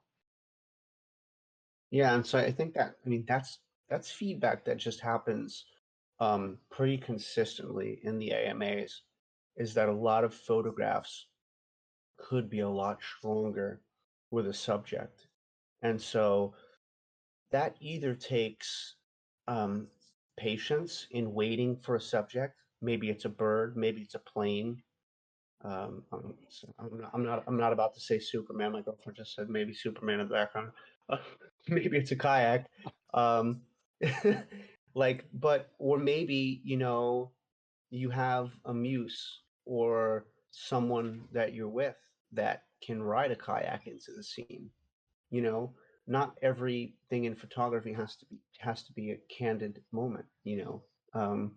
Sarah Lindsay is an amazing landscape photographer, and she puts herself within the scene. You can even put Hmm. yourself within the scene, and they're unbelievable when she's in the scene. if you took her out of the scene, it's still a beautiful landscape, but it's not quite the same. And so I mention this very often in a lot of these, whether it's street photography or landscape, is the ability to have and recognize a subject, or have the patience to wait for a subject to come through, or to have the ability to add the subject in yourself. And so I think that that's probably why the first two images in this are stronger, because Away from Chaos has that subject of that house, and having that subject sort of makes me want to put myself in a position of feeling like I'm at this destination, or what it's like to be in that house, what it's like to be on holiday in this area or live here and look out the back window and see these snow peaks and the snow coming down. So a subject generates a story, right? And the first image, Oasis, which was the one that stood out to me the most, and Away from Chaos growing on me to be pretty close to how I feel about this one as well. That it just, even without the subject here, without the kayakers, it's a really, really interesting. It's a really interesting composition, and it's a really dreamy edit, time of day, and just having that subject in there, especially with the red sleeves against the green, and then just these little hints of like light blue. It's a very, very beautiful image to me. I think the biggest feedback I have on this is just the third image not having that same subject, but it has a gorgeous, everything else about it is very gorgeous. So with that being said, David, what were the questions from the artists on their collection? Yeah, so the first one is, should I add more pictures, or 3 photos are enough in the collection? And then please check the descriptions. I usually write poetic lines for my pictures, and if you guys should tell me if there's anything I should change. Sure. I mean, so we read the description of Oasis, right? And let's see, escaping the city for a day on a boat with the only greenery and wildlife around me. What a perfect way to relax, take in so much needed peace and quiet. Sun shining, the birds singing, the gentle movement of the boat and the water is so soothing. Can't think of anything better than this. And so that's a good description for me. I enjoy that. It's intriguing. So I would take that, your skill at writing. Let's read Away from Chaos, and I'd apply that to the artist statement. So Away from Chaos. I lost the taste of love in humans. Their souls are painted with egotism, and their humanity with means. What else remains there? Skeleton. Animals, cats, dogs, even monkeys. Show me the sign of good altruism. Now I prefer to live with my cat and animals. Place with butterflies, spiritual animalism. That's awesome. I mean, I really love that. Yeah, I like this right. better than the first one. That's fantastic. Like, this is really good poetry to me. I mean, it's thoughtful. I mean, it makes me think about the fragility of like life and humanity, and just like you talk about ego here. What else remains? A skeleton, like mentioning animals, and you preferring to live with your cat and animals outside of people, place with butterflies. It's a bit sad too, but sometimes sometimes sad is intriguing. I think you're a really good writer, so I do like descriptions. I'm glad you wrote in there for us to double check and read those descriptions. Let's read a fleeting reminiscence. The water of Kishan Ganga River in Gurez Valley is crystal clear, and the reflections of peaks and greens on its surface give it a mesmerizing look. The river is quiet You have that as quite. I think you have to change that QUI. You just got to switch around the T and the I. And the current is not too strong, so it provides a great opportunity to enjoy the beauty of nature in all its glory. No one can see the sky, clouds, mountains, trees, and the river itself reflecting in the water in perfect harmony. This sight is definitely worth capturing. PS shot through the window of a moving car. So I like the writing. The PS shot through the window of a moving car makes sense as to why there's probably no subject, right? And we talk about patience. I've shot through car windows before. It's very difficult. This is actually really beautifully done, shot through a car window. I don't know if that car was moving. I guess, right? I guess the car was probably moving, right? Unless it was pulled over. If it was pulled over, I think you'd get out. But had you been outside with the scene, then maybe there'd be time for hanging out for a while and waiting for something to happen within this landscape. A beautiful landscape and wonderful writing. And I forgot what the other questions were now, David. But I don't know if you want to add anything there. Yeah, the PS shot through a moving car is brilliant. I love that. There's little bits to put in a description like that are really cool. Just extra bites of information. I just noticed as well, one thing quickly is there is a lowercase I after a sentence and at the beginning of the artist description, which is like, I'm not sure if that's intentional, but yeah, it looked like a typo to me. Those little details can make a lot of difference to some collectors, I find, that think on grammar. But yeah, the other question was, is 3 pieces enough in the collection? And I think so. I think they work beautifully together. Like you said, Mike, the banner up the top, they look fantastic all in a row. If you were going to add another one, though, like I said before, with the theme of the seasons, you could add a summer themed image as well, which would work quite well as a set. But 3 is perfect. They all work. They're all tonally really different, but also beautiful together as a set. Awesome. And Mira's I'm retweeting his pieces now. Mira's actually here. I don't know if he wanted to chime in on any of what we said. I do think 3 pieces is fine, especially in a market where it's hard to sell pieces. I don't see anything wrong with 3 pieces. Super rare, when you apply to super rare, they ask you to submit between 3 and 5 pieces. So I think 3 pieces could tell a story. I think 3 pieces can be cohesive together. So I think I have the same answer as David on that one. I think it's fine. Absolutely. And was there a last question? No, that's all. Okay, great. Well, I see Mir's typing. Okay. Cool. Slow network, can't speak. Thank you so much for your advice. Really appreciate it. We really appreciate you submitting the work, and it's beautiful. And I really appreciate your writing too. It's really beautiful to read. Great writer. Yeah. It's a good example of how you can add another dimension of art on top of art and make it more valuable. So I love that. With that being said, we can move on to the next artist. Next collection is Monsoon in My City, and it's by Subran Karmakar. First thing I noticed is I love this piece. I do like Sloika. It's very easy to. It's very clean. The banners are very clean. Foundations, got that clean setup too.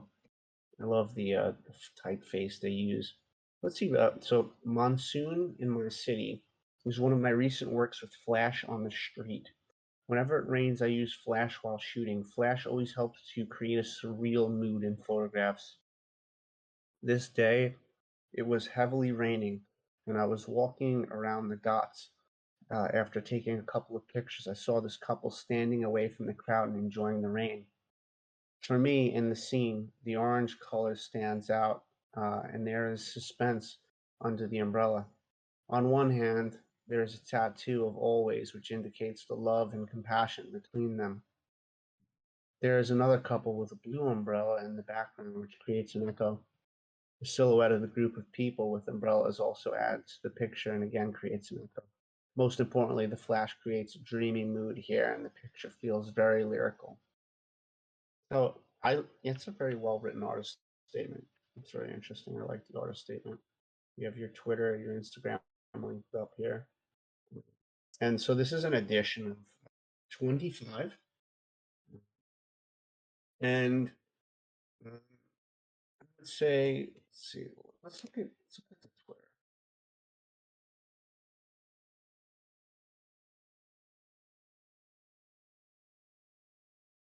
Just trying to see how you do as far as engagement goes. And I'd love to retweet this because I love the piece. Because 25, I would say, in the market right now with your following is a bit ambitious. A bit ambitious. I think additions at 10 to 15 right now, outside of Tezos, on a chain like Ethereum, is more how do you say it's more realistic for a sellout, unless you do a lot of the work before the drop, DMing collectors and creating a collector group and seeing your friends and stuff that are interested in purchasing the piece. So, well, 3 of them have sold. Congrats on that. Let's take a look at the piece, big and up close.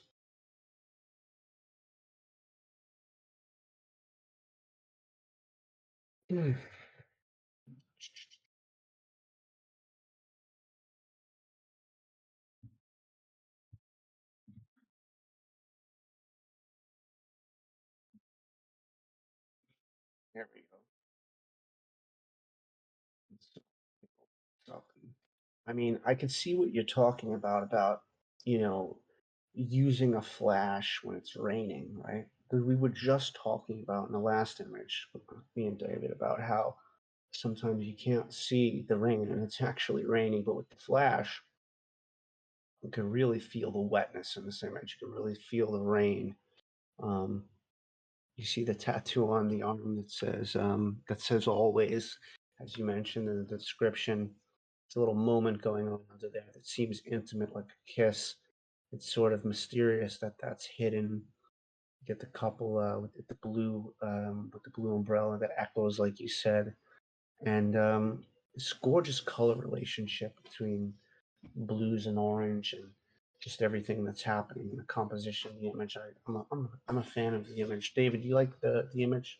You look at a lot of street photography, Dave? I don't do a lot of street photography. My wife's a photographer as well. Not professionally, just as she got me into it, actually, interestingly.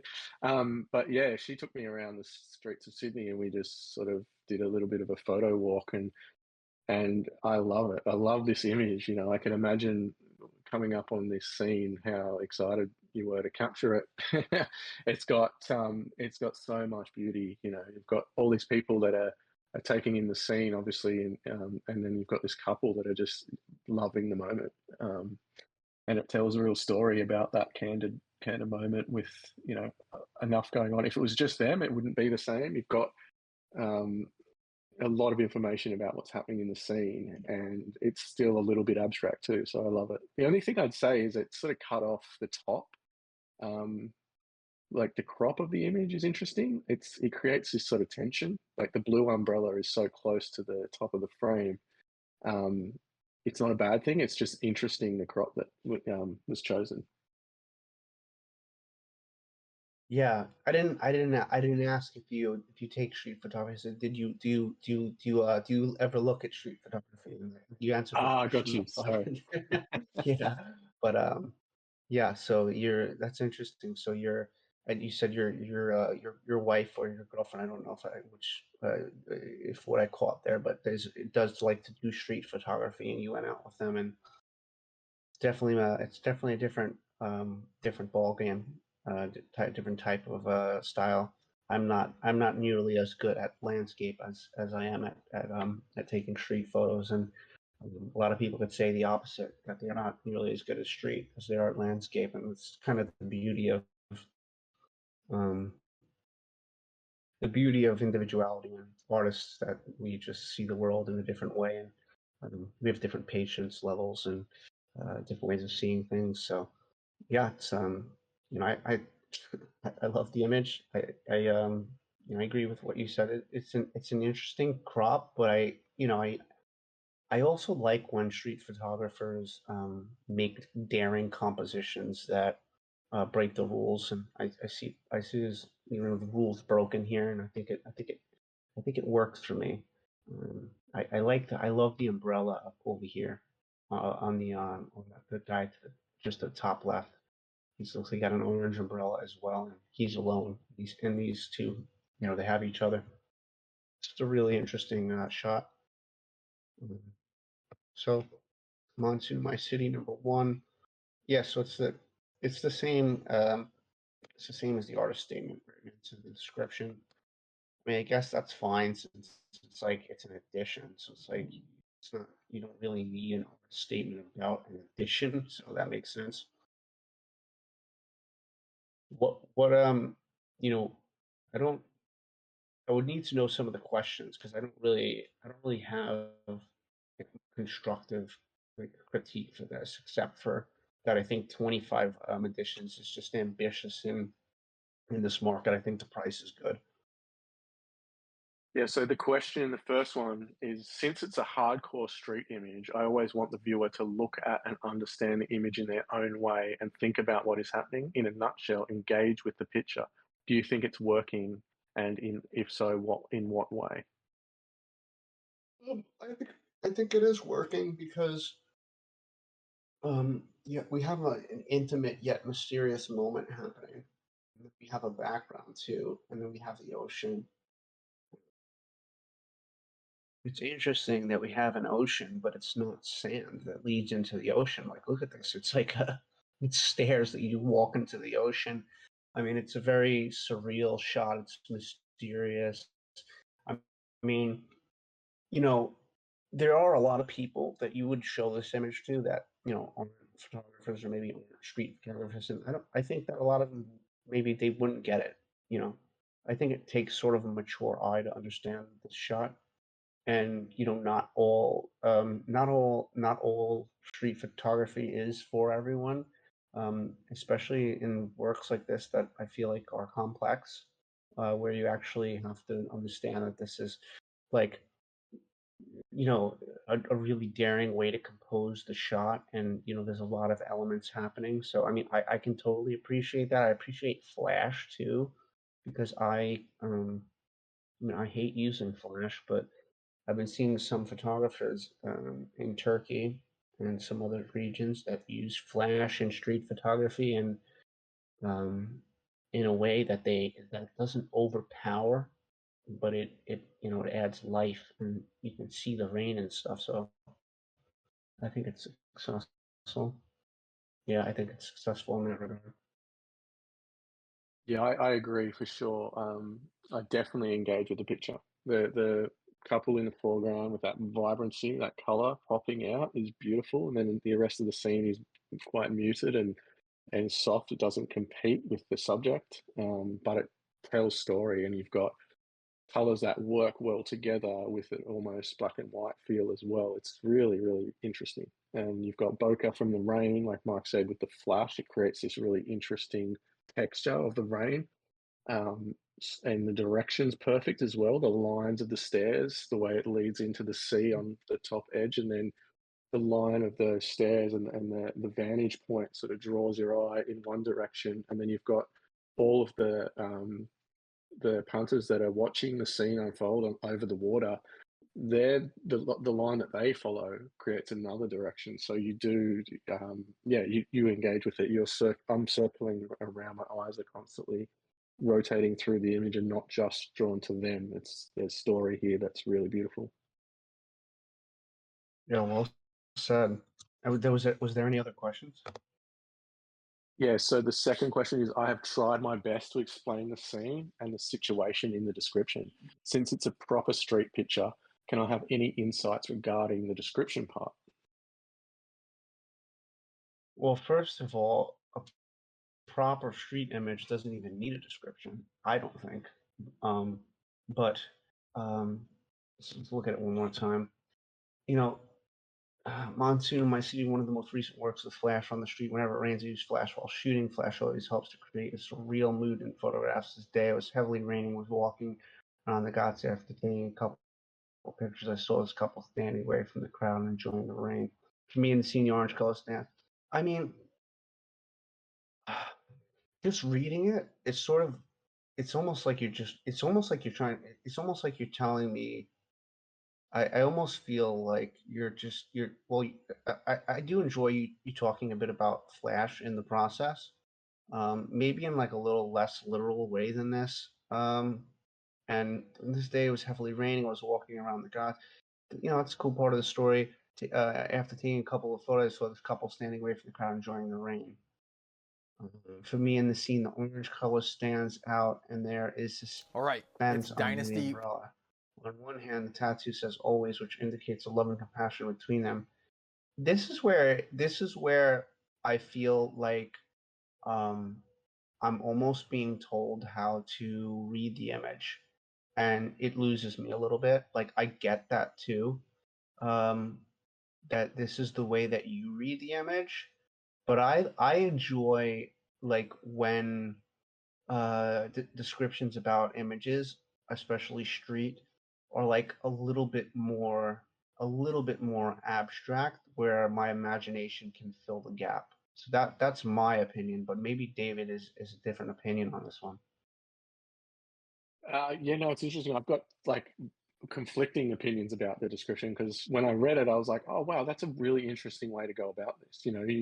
I don't see a lot of technical step by step, and it really it does show that this artist understands imagery and photography. Like the concept here and what you're describing is very interesting. But I agree with you, Mike. I did lose it. It was a little bit technical. It was a little bit kind of it's almost like talking to someone who doesn't know what photography is, in a way, and kind of telling you how to read the image, like you said. For me, it's like a good balance of what's going on in the description now, and maybe a little bit more romance around what was being felt and the story of what it was like being there. And you've got hints of that, but maybe for me, just a little bit more of that in there would be nice. Yeah, I think I think it could be condensed down to a little bit about the technicals of using Flash in Street, which is not done very often, combined with how you felt during the scene, with a little less intricate details about the tattoo says always, and the story you're creating, and there's a couple in the back that's echoing this. It's like, I kind of want to find that in the image. I don't know if I want to be told to find that in the image. That's just me. I think there's a happy medium between that, where you can find that. Since you've asked for the advice, I think me and David are pretty close in opinion about this. So I hope that helps. Was there a third question? No, that's it. All right. And is sub here? Sub. Yeah, sub is here. So if sub wants to talk, Bruce Gilden and Nikon,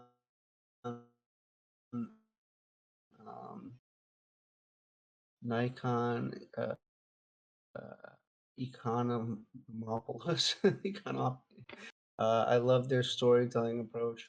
Very cool show. Oh, he said really much. And Hoogland, I hope I say his name right, adds to AMAs. really reading into this. Another person commented on it. That image was shared on one of my threads, and I almost chose it to be highlighted. I love the warmth with the couple contrasting the people so dark in the background. See people coming up with their own interpretations. Another person, strong and mindful composition on number one, beautiful shot. Was that the last? Yeah. Yeah, people love it. Love the shot. Oh, Nikos. Okay, I was like Nikon. Okay, that makes sense. That makes sense. Cool, man. Well, thank you. Thank you so much for sharing. I love the piece, and this makes me inclined to want to go see more of the flash photography street work that you do, since I'm a street photographer and I love to experiment. So, definitely appreciate you. That being said, we have another collection, two more collections. So the next collection is Seven Deadly Sins. Let me go back here because I have it open on one of them.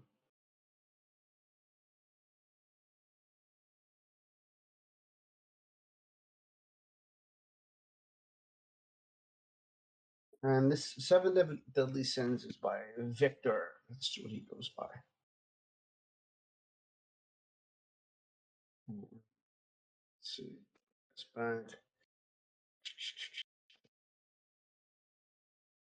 You know what? I'm going to close it. I'm going to go to the original place where I posted it and open it up there. Here we go. Fingers crossed. Yes. So we've got Victor Ribeiro, I think is the pronunciation. He's a photographer from Brazil. And his bio says, "My goal is to create images you'll never get bored of, sharing my mind Yeah. through photography, Yeah. no boundaries, no limitations, allowing the brain to express itself."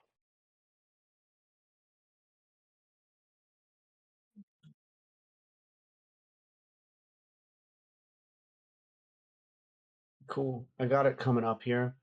I'm gonna click on collections. There's something that I noticed was there is when this loads, there is a section that says foundation, and there's a section that says shadow play. There's nothing. There's no collection for Seven Deadly Sins. So I'm just gonna click on the created section because this is the original link that was given, and it feels when you open it like two different collections, and that was something that stood out to me.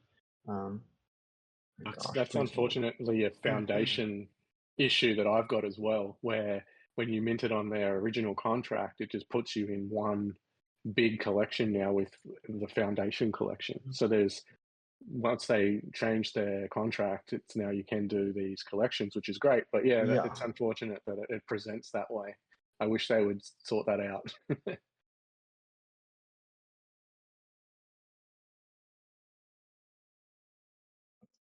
What?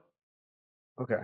I was gonna say if it doesn't open in a minute, I have to use the restroom really quick anyway. If it doesn't open by the time we get back, then we'll just have you share your screen for the last collection, for the last two. Okay. But let me be right back. Do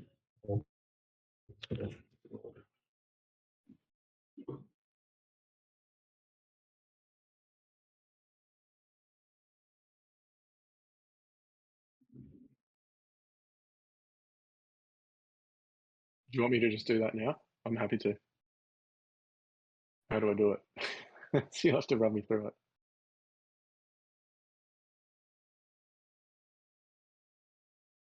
You there, Mike?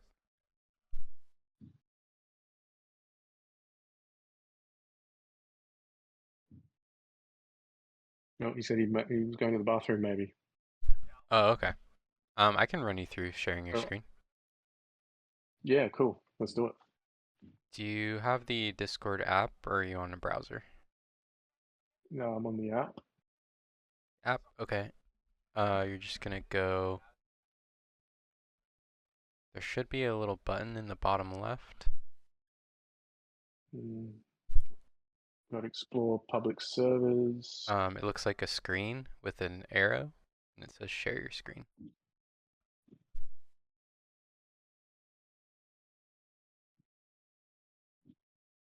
I don't have permission. I think it says I can't stream into this channel. Oh, here you go. It's loading for Mike.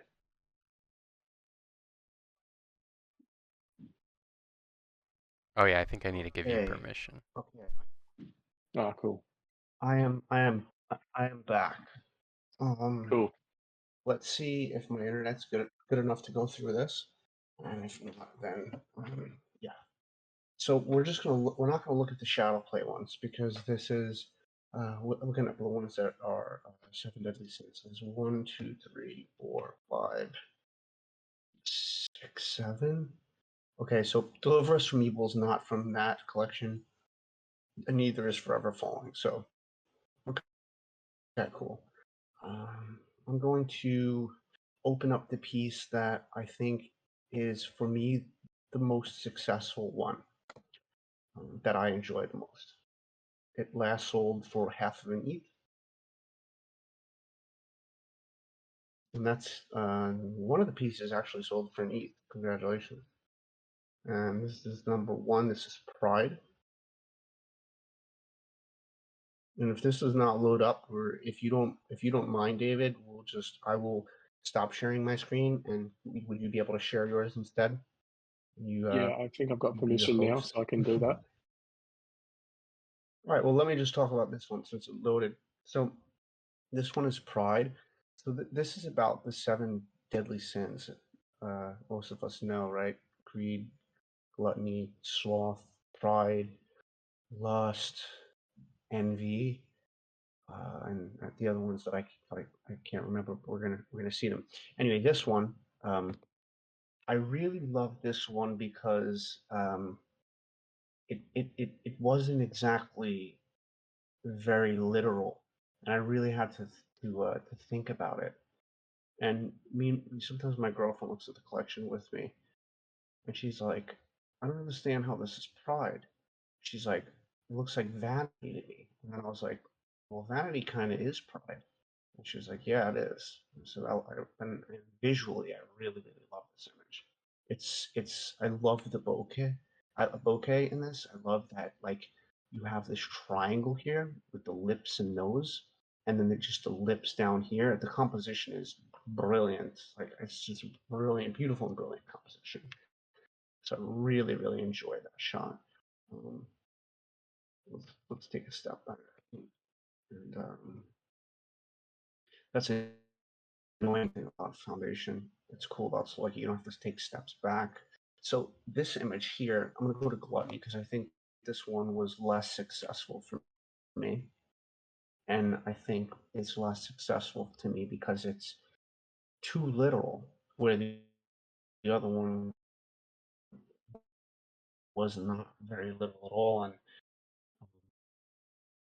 I think the photographs, for me, that ask more questions than give answers, tend to be more successful, uh, for me at least, because I get to fill that gap with my imagination. And I think this is where um, I go ahead and stop my shared screen. And you don't have to share screen at the bottom.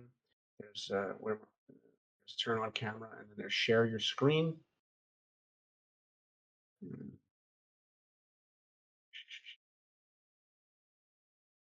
Oh, so you shared it and it's looking at you. So what you want to do is you Yes, want to I see click, that. you want to, you want to click share screen. Then it says application screens. Click on screens, and then go live on screen one.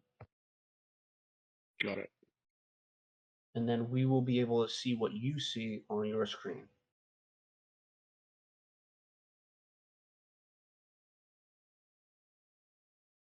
Is there anything there? It gave me a warning about having mixed results because I might have to restart Discord and come back. So just bear with me a sec. Yeah, no problem. Thank you for taking on the role. And sorry to the audience, just about the internet.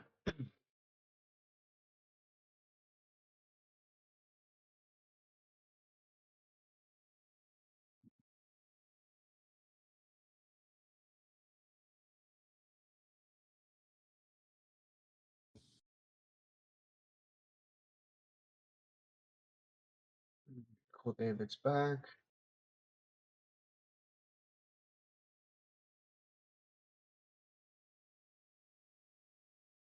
Okay. There we go.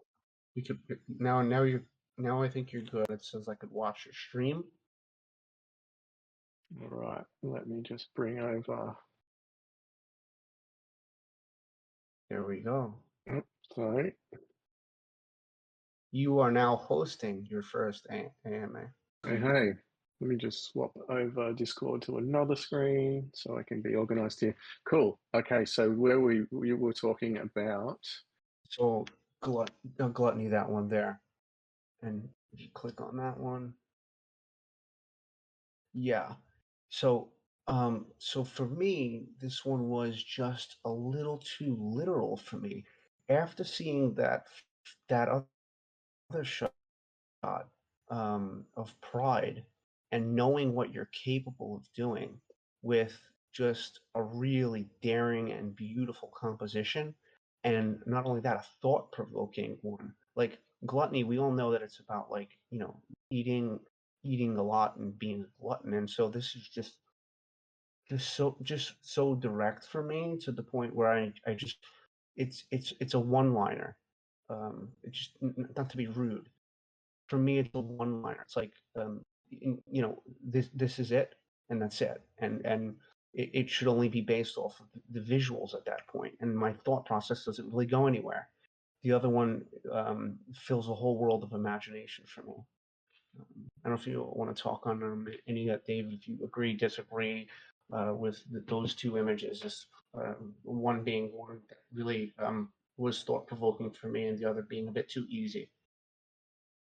Yeah, that's really interesting. I hadn't thought of that, but I totally agree. I think yeah, the two compositions are very different in that way. It's like, and the storytelling. I I really like the collection. I think it's very expressive and it's really in your face. Like, it's a very interesting subject matter that you don't see often a lot of. So, but the artist obviously really understands storytelling. Like you said, that conversation you had with your partner about, hang on, what's going on here, and then working it out and being able to do that through the imagery, even though it's really quite abstract, is, you know, beautiful art for that reason, I think, and it carries through the whole series like that. But yeah, looking at the this image, I think you're right. It is a very different approach in the two. Mm-hmm. And if you jump back, I guess, and we could see the other ones, maybe we have more to add there. I wonder how Victor feels about that, and which one he likes better. um, Ol says, yes, insane. Not only composition, subject matter, but I love your color work as well. Yes, agreed. Am I online? Can you guys listen? Yeah. What's up, Vic? Yeah, thank you, Mike. Thank you for the review. Thanks a lot. On this collection, I had a mix of a metaphorical approach to the scenes, like you see in Pride, and like you see in Sloth. And the others, I chose a more direct path, as you said. And of course, some people will feel a certain way, and there are different styles that will appeal one person or the other. And it's great to hear this approach, because I haven't really thought about it as a way to pose questions, but in a way to represent the punishment inherent to each thing. So thanks a lot. It's a good opinion. Yeah, I'm glad to hear from you. That's awesome. So, yeah, so that, I mean, that's something you can think about when you create more images for either this type of collection or the next collection. Is like, do I want to be direct? Do I want to ask, have the viewer ask questions about it? And we open, um, So, but Yeah, I guess since you I guess asked, let's talk. Let's go ahead. sorry. No, since you Yeah, asked, go ahead. my favorite piece is Roth. Roth was the first to be collected, and it's my favorite one. It's very direct as well, and it's very gore and strong. And I got blocked from Twitter twice for posting it. So, but it's my favorite piece. Yeah, I mean, this one this one is direct, like, but in a different way than the eating the spaghetti one is direct. Like this, I just think this is a bit more complex. I think that it was definitely, I feel like you definitely put more work into having to create this image. I mean, the composition is wild, right? Like, you have it, I mean, it could very well be the same girl head, but it looks like a different girl's head is in the frame, and she's probably on her knees. The blood is very real. Girl's licking the sword. Um, yeah, I mean, it's a fantastic image. I mean, I think this one just works better for me in a direct way than the other one does, because there's still questions sort of for me to be asked, like, you know, why? What's this? What is this revenge about? Why? Why should just her licking the sword? It's super intriguing. The expression on the face that's where the head's been cut off is just perfect. I think it's just a more advanced image than the gluttony. Cool, thank you. It's a different girl. And on each of the seven deadly sins, what we see is the entity of each sin. Uh, uh, it was not a direct reference, but to illustrate, like Sandman, you know, the comic book and that became a series on Netflix. We see the entity that represents. So in Sandman, we have dream, death, and desire, and all. And here we have each sin represented by the same model, like it's seen in seven different shades, and she shows both the pleasure, but it's a tainted pleasure. You know, it's not something right, and it have to show the punishment. So this collection is not about beauty at all. I was trying, in fact, to take all the beauty away and to go as raw as possible, because on each shot it's serious. For each scene I have pretty images, but the scene is not about the beauty or just the reward, right? So the difficult task here was to strip away all beauty of the images. Yeah, I think your goal is to make people think also, right? And so that's Yeah. why I think you know, that's why I think the spaghetti one is just too easy for you, right? When you can create an image like wrath and pride, that one just seems too easy. Just for me at least. I mean, even if we go to let's go to the one with the clock around the neck, because that scene is Zoloft. mostly about what yeah, so like procrastination and is it laziness and procrastination, sloth? Is that kind of, because sloth is and so it's like she's trapped by time wasting, choking, losing, and procrastination. I think this one works for me. It asks questions that I had to think about what this was about, right? I had to think, like, there's a clock around the neck, but it's not like a necklace. It's choking the life out of her, right? So we go back to the gluttony. I didn't, I didn't, my mind wasn't really challenged in that image because it was just showing her eating. Where this one, I'm challenged again. If we go back, and we can go to the one with the Vogue. Yep. Sorry. and then I'll talk about the Vogue one. So this is another one that was, let's open it first. And, this is all my own opinion, right? I'm one person, that I was looking at this collection with my girlfriend. And so I said to myself, maybe this one is a little bit too literal for me too. I think it's the double Vogue. Like, I first said, I wonder if she was just reading the Vogue and if that could be enough. And my girlfriend's like, because I don't know about the Vogue over the eyes. And then my girlfriend says, it'd be kind of interesting if she just was like reading the paper and there was just some tea at the table, and she had the gun to her head. I said, yeah, I could imagine that too. So for me, it was just like the envy part. It's just like I didn't necessarily think that you needed to layer it layer it twice like that.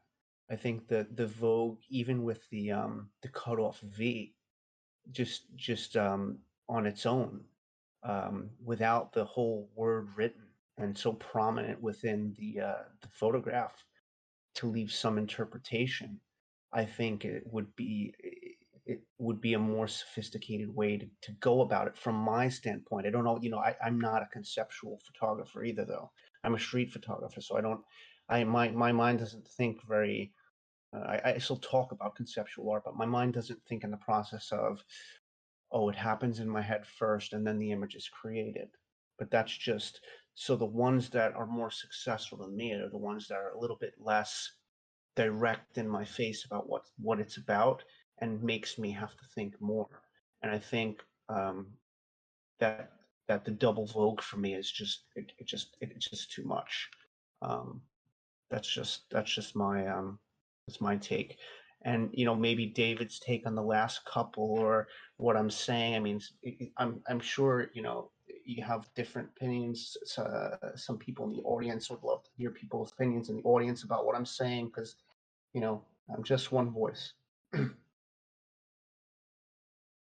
think it's a good interpretation. I I love the color work. That's what really grabbed me on this one. Like, and the whole collection as a whole. But the green with the Vogue background, it clashes with the red, and so it creates the tension in the image, which I think was intentional. But yeah, I think the masthead really does overpower the image at the same time. But we all know what that stands for, right? That symbol. So it is definitely getting the story across about what's happening and what that emotion is that the subject is having, and why there is a response to the message. So it might, now that you mention it, is the double Vogue is maybe more than is needed, but I do think that symbol is important at the same time. I don't know if David cut out for some of you guys there. Went a little bit robotic. Oh, no, that's not good. No, we heard it, Mike. It was fine on this side. Maybe it's just maybe it's on my end. Can you guys hear me loud and clear or no? Yep, loud and clear. Hear you.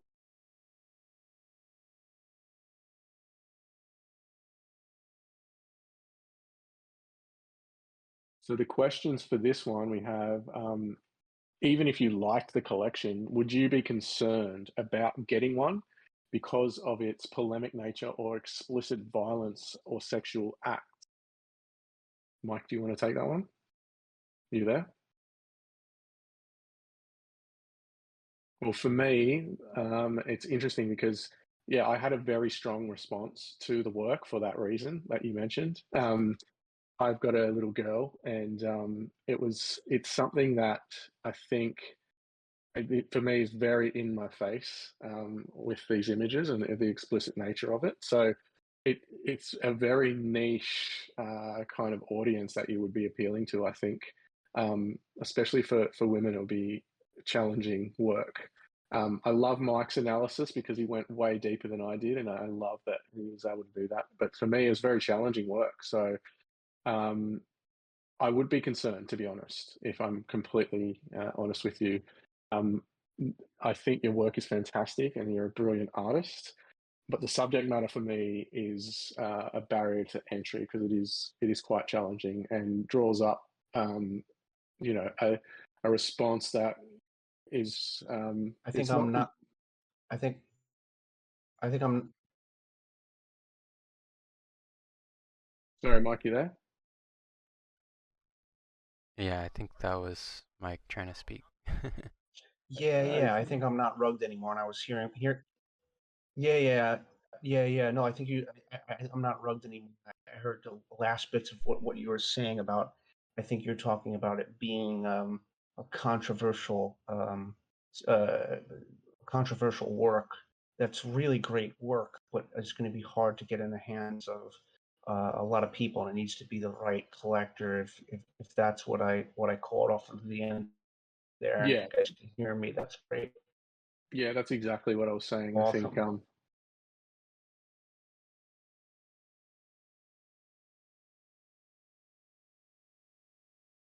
Yeah, I totally agree. I think you know, especially the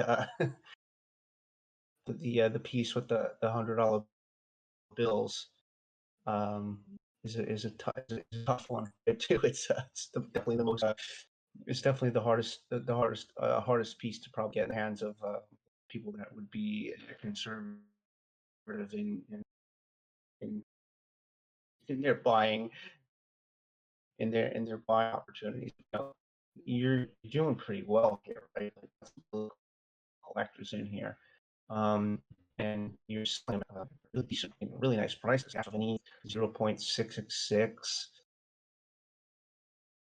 I like to play on the devil. Yeah, that's good. I do like that. 1 ETH. So yeah, I think the work is in a really great direction. Yeah, the work is in a really great direction, and I just think some of them are just more powerful than others for me. Like if I was to purchase, you know, Pride be my first purchase. You know, Wrath would be my second. You know, so it's something along those lines because those are the ones where, you know, it really makes me think more and it's a little less literal. Are the ones that worked the most for me. And Yeah, did I we think cover the questions asked? there is another Go ahead. I'm question. sorry.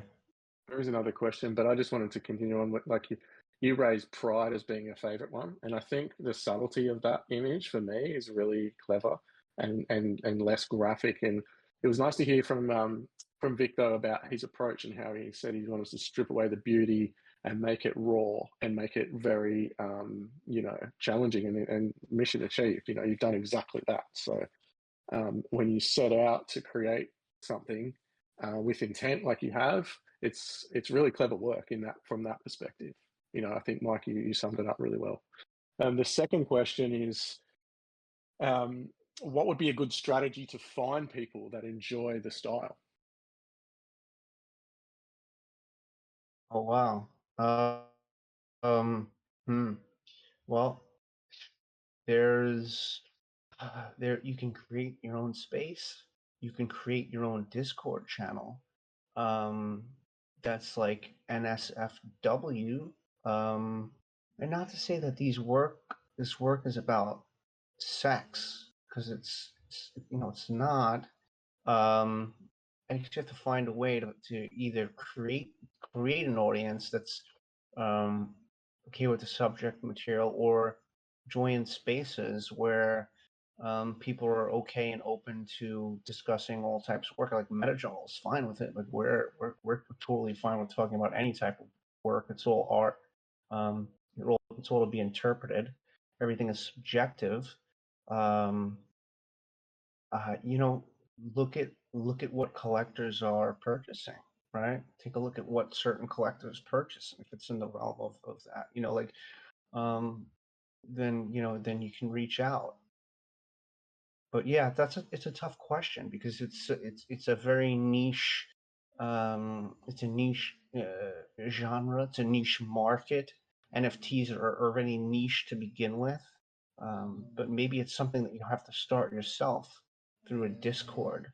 Create a Discord about Victor's work, and then they will come. The people will come that are interested, and maybe that's the best way to go about it. I don't know if you have something to add, David.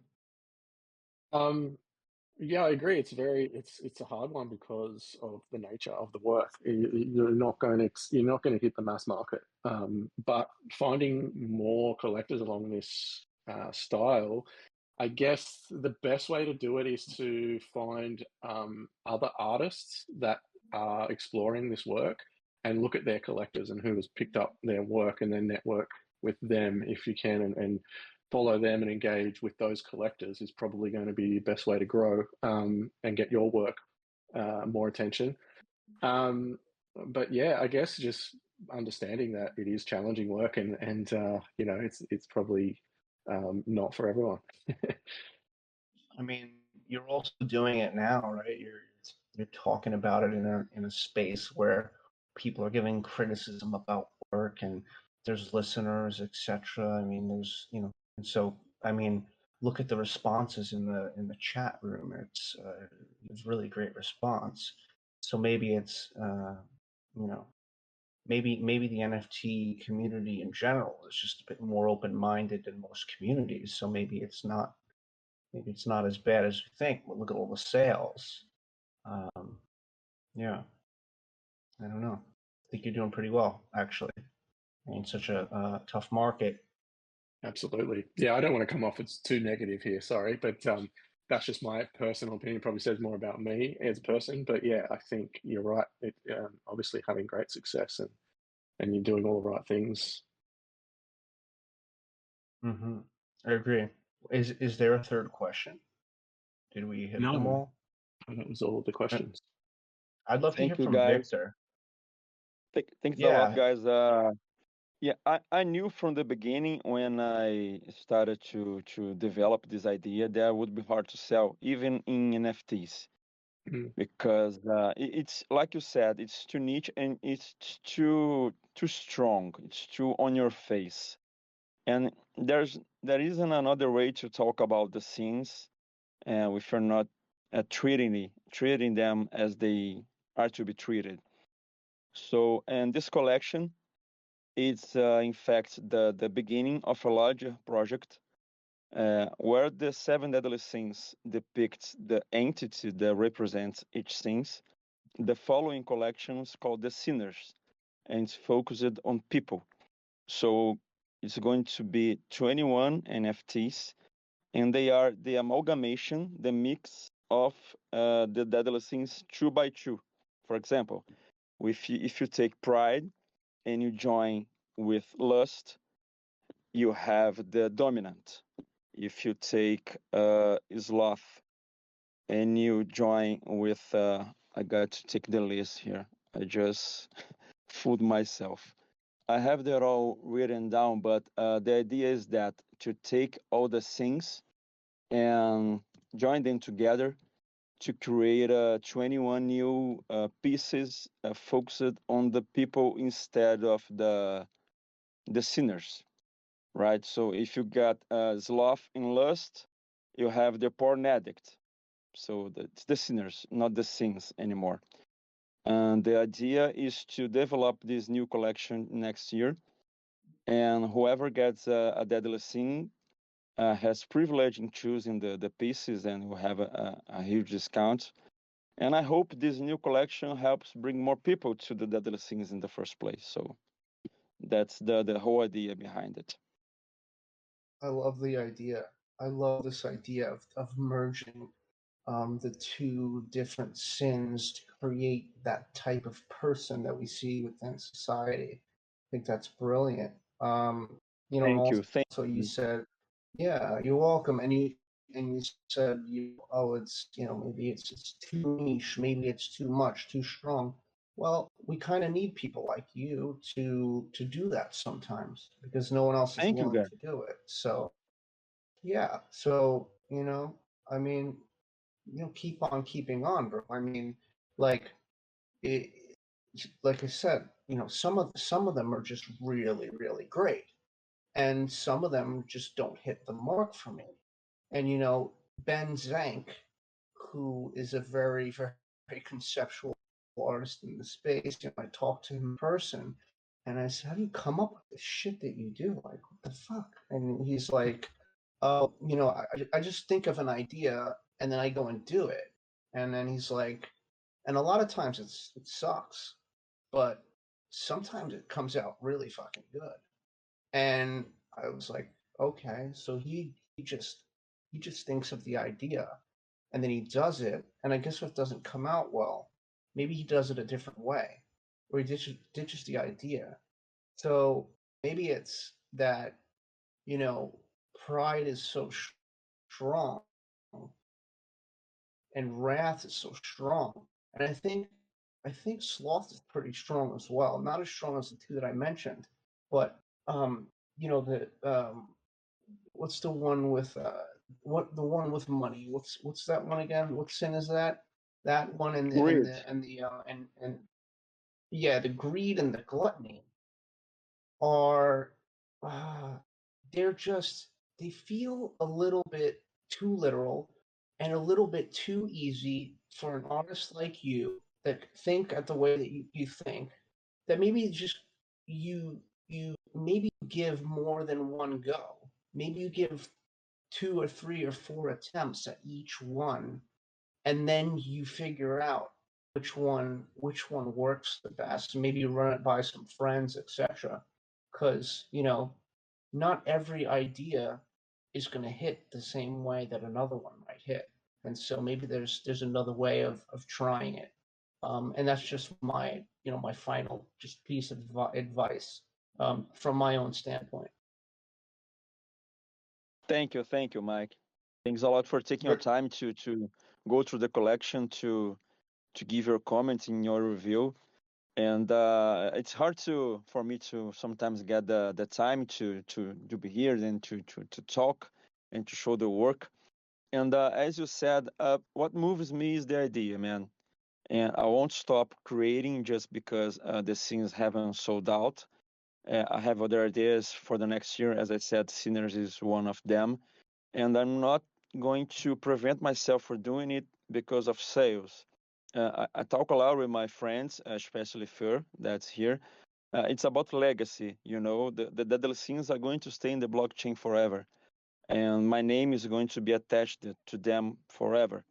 So I have created this, and they will stay here, selling or not. I think this point where we are now, this is temporary. The art remains, it stays, it lingers. So that's my goal. Thanks a lot, man. Absolutely. Will you work with any men for the next project, or is it just specifically women? Yeah. The next because with the seven deadly sins, I wanted to create the entity. So everything is mythological in this collection. The price is 666. The model's work name is Infernum, hell, and it's all conceptual from the beginning to the end, to the descriptions, to everything. The next collection is about people, and people are diverse. So I'm going to do men, women, old people, another kind of poetry that will portray and read people. So I'm not going to use. Not going to be so graphic. Not going to be so sexual. Some pieces are sexual, but it's more about the overall aspect of what it means to be human and to be tempted and to give in to sin. Well, I love hearing from you. Love your artwork, and yeah, I love the idea of what comes next. Thank you so much for coming up here today and having your work critiqued and taking time to the the criticisms, and also accepting the ones that I truly really really really relate to and resonate with. And I'm glad to hear that about your future of your project. So once again, thanks again. Thank you, Mike. Thanks a lot, Guy, for everyone who's here, who stayed, for MetaJungle, for everyone.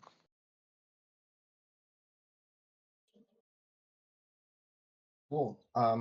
David, we have one more collection, right? Yes, Or indeed. editions. It is an edition, yeah.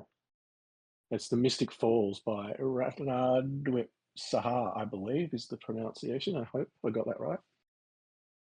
It is. Let me see. I have it written down. Yeah. Ratnadwip Sahar.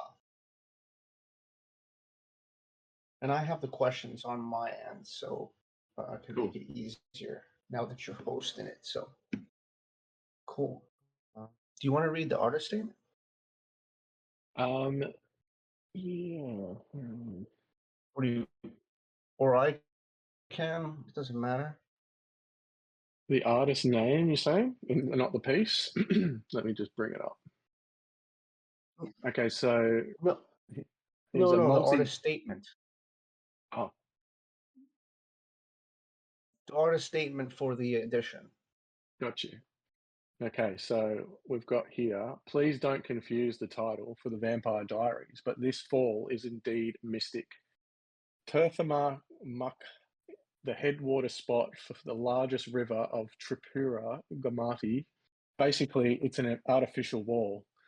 What you are seeing here is the overflowing water of a dam, but as they say, sometimes the natural components create mysticism in a way that exceeds the boundaries of artificiality. Particularly for this shot, let me tell you a backstory. This place is an approximately 3 hours drive from my home, and I had heard that the best view of the place is achieved with fog. So one fine winter night, I set my journey towards it. It was 2 a.m. I would reach by 5, and here's the twist. I have visited this place for at least 5 winters, only to witness fog just one time, and thus I feel this fog is more mysterious than others. In this fog, I found solace. I found an exceeding amount of closeness to my own soul. Sometimes we visit places on hype, and I'm not judging, but true gratification comes when that hype turns into peace, without us knowing, and somehow Turthamark is one of those such places in northeast India. I believe that my birthplace has a lot to do with my love for photography. It's naturally blessed, and thus let the Mystic Falls be a special page in my book of memoirs. Well, I love it. I think that is a good example of an artist statement that talks about the place, what the place means to the artist, who the artist is, the childhood background, etc. Like all this information that lends to the artwork. I think that's a really good artist statement. It's a good example. I enjoyed that very much. I guess let's take a look at the piece.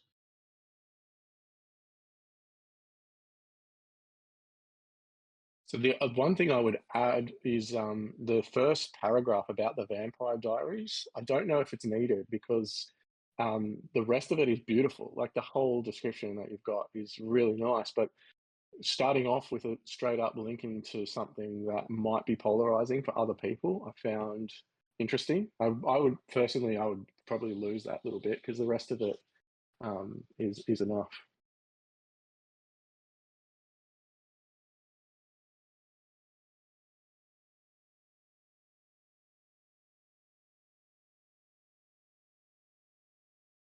Am I coming in okay?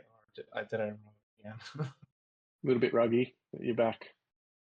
Okay. I can't see the piece, but I remember what the piece looks like, and it's a very beautiful piece. It's got a very a mysterious feel to it. There's one element in the piece that's a little distracting to me, and it's the bottom of the image. And I remember there's like a black branch or leaves at the bottom that my eye kept going to. That I feel like because none of these sold, that if there was the ability to crop the image a bit so that the that it went that the eyes went more to that subject of the bridge, then I think it could be more successful of a composition. Did you guys hear that, or am I a robot? No, I heard that really well.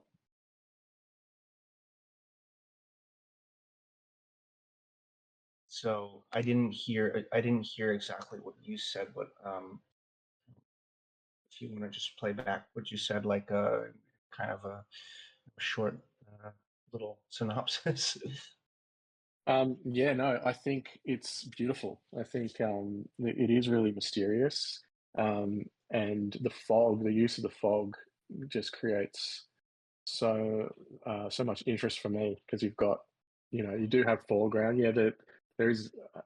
I didn't see it. I didn't open it up in this view before when I looked at it, but you're absolutely right. There is a little bit of just those branches at the bottom there that are just too dark compared to the rest of the image, because it takes away from the bridge itself. You don't look straight towards the subject matter, but it is beautiful, and I think the tones are really nice.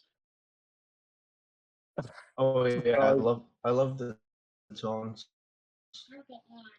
Lovely, you have to go out. I'm just on a call, okay? I've got my daughter here, guys. Sorry, I'm just gonna. It's beautiful, Bobby. Thank you. I'll come back up soon, okay? Thanks, darling. Thank you. Love you. Sorry, guys, for the interruption. I'm surprised we held off this long without getting disturbed. But yeah, I think the story behind it really creates that element of the photographer journeying here multiple times to get the shot, and you've nailed it. It's quite like grainy, but I don't mind that at all. I like that the fog's added that sort of texture to the image, and that you really have to look at what's going on.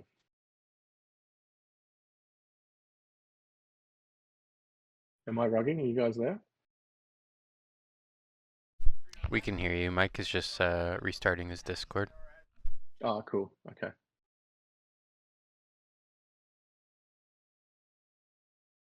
Yeah, so the questions we have are, what are your thoughts about this image? I think Mike might have some more thoughts once he's back, but the second question is an addition of 25 at 0.023 good in today's market conditions? And my thoughts on that are that 25 is a big addition number. Like, not too big, but it's up there. And but the price point is really good. I think that you're right about the market these days being quite challenging, if that's what you were asking. But I don't think it's I don't think it's too expensive, and that you should be able to sell these without any issues. It's a beautiful image, and yeah, I don't think that you've made any mistakes in that strategy. That's a good one. How many of these have sold, actually? Where am I? I'm not familiar with Solaka. I don't look at it enough. It's a beautiful website, presents work so beautifully. But where are we? Can you hear me? Can hear I you. don't think any have sold. Can you hear me? Yes. Yes. No sales yet. Cool. Okay, that's interesting. I'm surprised. Yeah, if you click on where it says the Mystic Falls. That's a link above the photo. Gotcha. Below right there.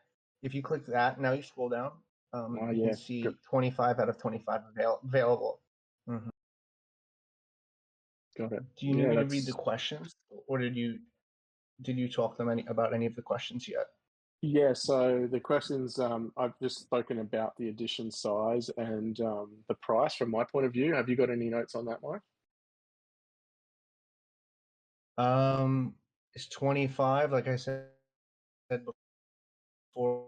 I think 25 is just a little bit ambitious during this market. I think like 10 to 15 on the Ethereum side is easier. I think 25 on Tezos is a little more realistic right now. So I think it's ambitious. I think you have to know your audience and your engagement.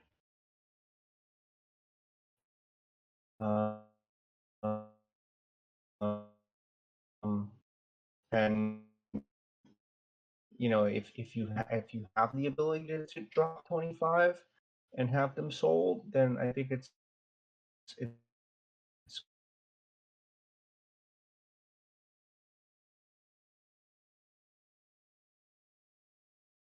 Did you guys get that? I didn't. It got rugged out for me quite badly. I did get sort of the sentiment that you're saying that 25 is ambitious for you, and that it's up there. And it might be a bit of a challenge, but it was very rugged. Okay, I'll type in the chat. Cool. Sorry. It happens.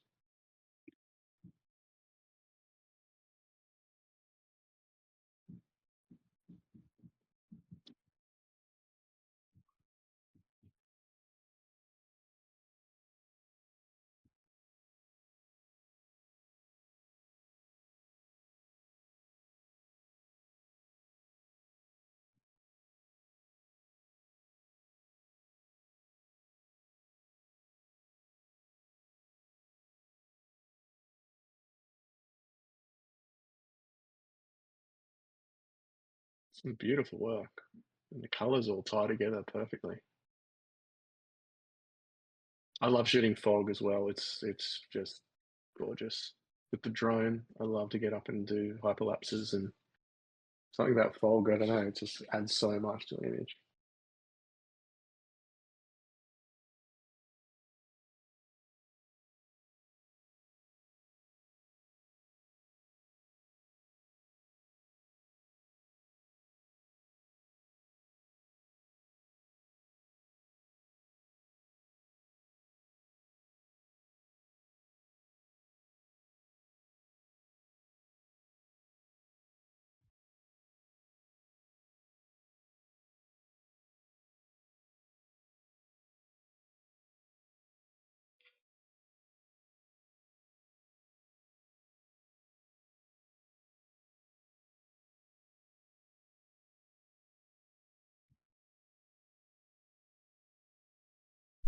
You there, Mike?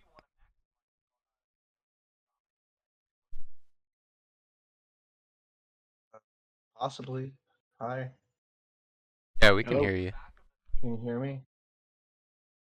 Okay, cool. Well, then before I rug again, yeah, I just I want to say, Brad Adwood makes amazing work. All of his work is very beautiful. I think that's a good idea to cut down on the quantity. I think, like I said, pre-sale always helps to build momentum. I know this is the last collection we're talking about, so before I rug, I just want to say, David, you really held it down today. I really appreciate you. You've switched from co-host to hosting. You have a lot of amazing things to say. And I'm sorry about my connection, but I think this was a really, really fantastic AMA. And, I just wanted to say that little piece before, any of my connection issues happen again. And I would absolutely love to have you again in the future, David, because you're really, really good at talking about work in a constructive way when an artist needs help, and this helps a lot of people. Oh, thank you, Mark. Yeah, it's been a pleasure. I'd be honored to, man. Really enjoyed it. I'm glad to be able to give back Cool, man. to the MetaJungle community after gaining so much from you guys as well. So it's been really good to be able to do that. Yeah, thank you, David. Awesome, man. Thank you, Mike. Well, Pleasure. Go ahead, Mike. I think I'm a little ruggy because you guys are coming in kind of robotic, but yeah, I mean, I guess if I'm not coming in like a robot, then that's probably a good place to end the space. And thanks for MetaJungle for always giving us the space to help educate and talk about. We had a lot of participation today, and lately we've had a lot more participation. And it's awesome.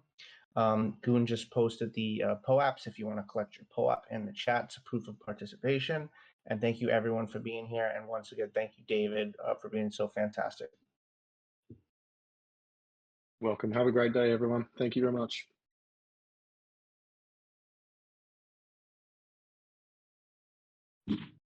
Yeah, thank you, Mike. Thank you, David. Sorry to everyone that had connection issues, but Mike is traveling, so apologize for that. But I think overall it was pretty good considering the connection issues. It wasn't too bad. Yeah. So really appreciate you, Mike, Yeah, for doing I this. agree. Thanks a lot. It was great. It was great. Can you hear me right now? We can hear Can you. you I hear me think it's now, just a Boone? delay. So like when you hear me, Do, then do, it's like takes a little bit for you to respond. Do you know what I could do while traveling? Like, is a package that I could get to have best internet while traveling anywhere? Just, yeah, that's my question. I do not. I'm not. I don't travel very much, so I'm not too sure about that. Okay, I will definitely figure it out. You know, like the next AMA, I'll still be in, but so it could be rough. But I'll buy. Anyway, thanks. I guess we get like 3 and I'll disconnect. Bye. Yeah, thanks again everyone for coming.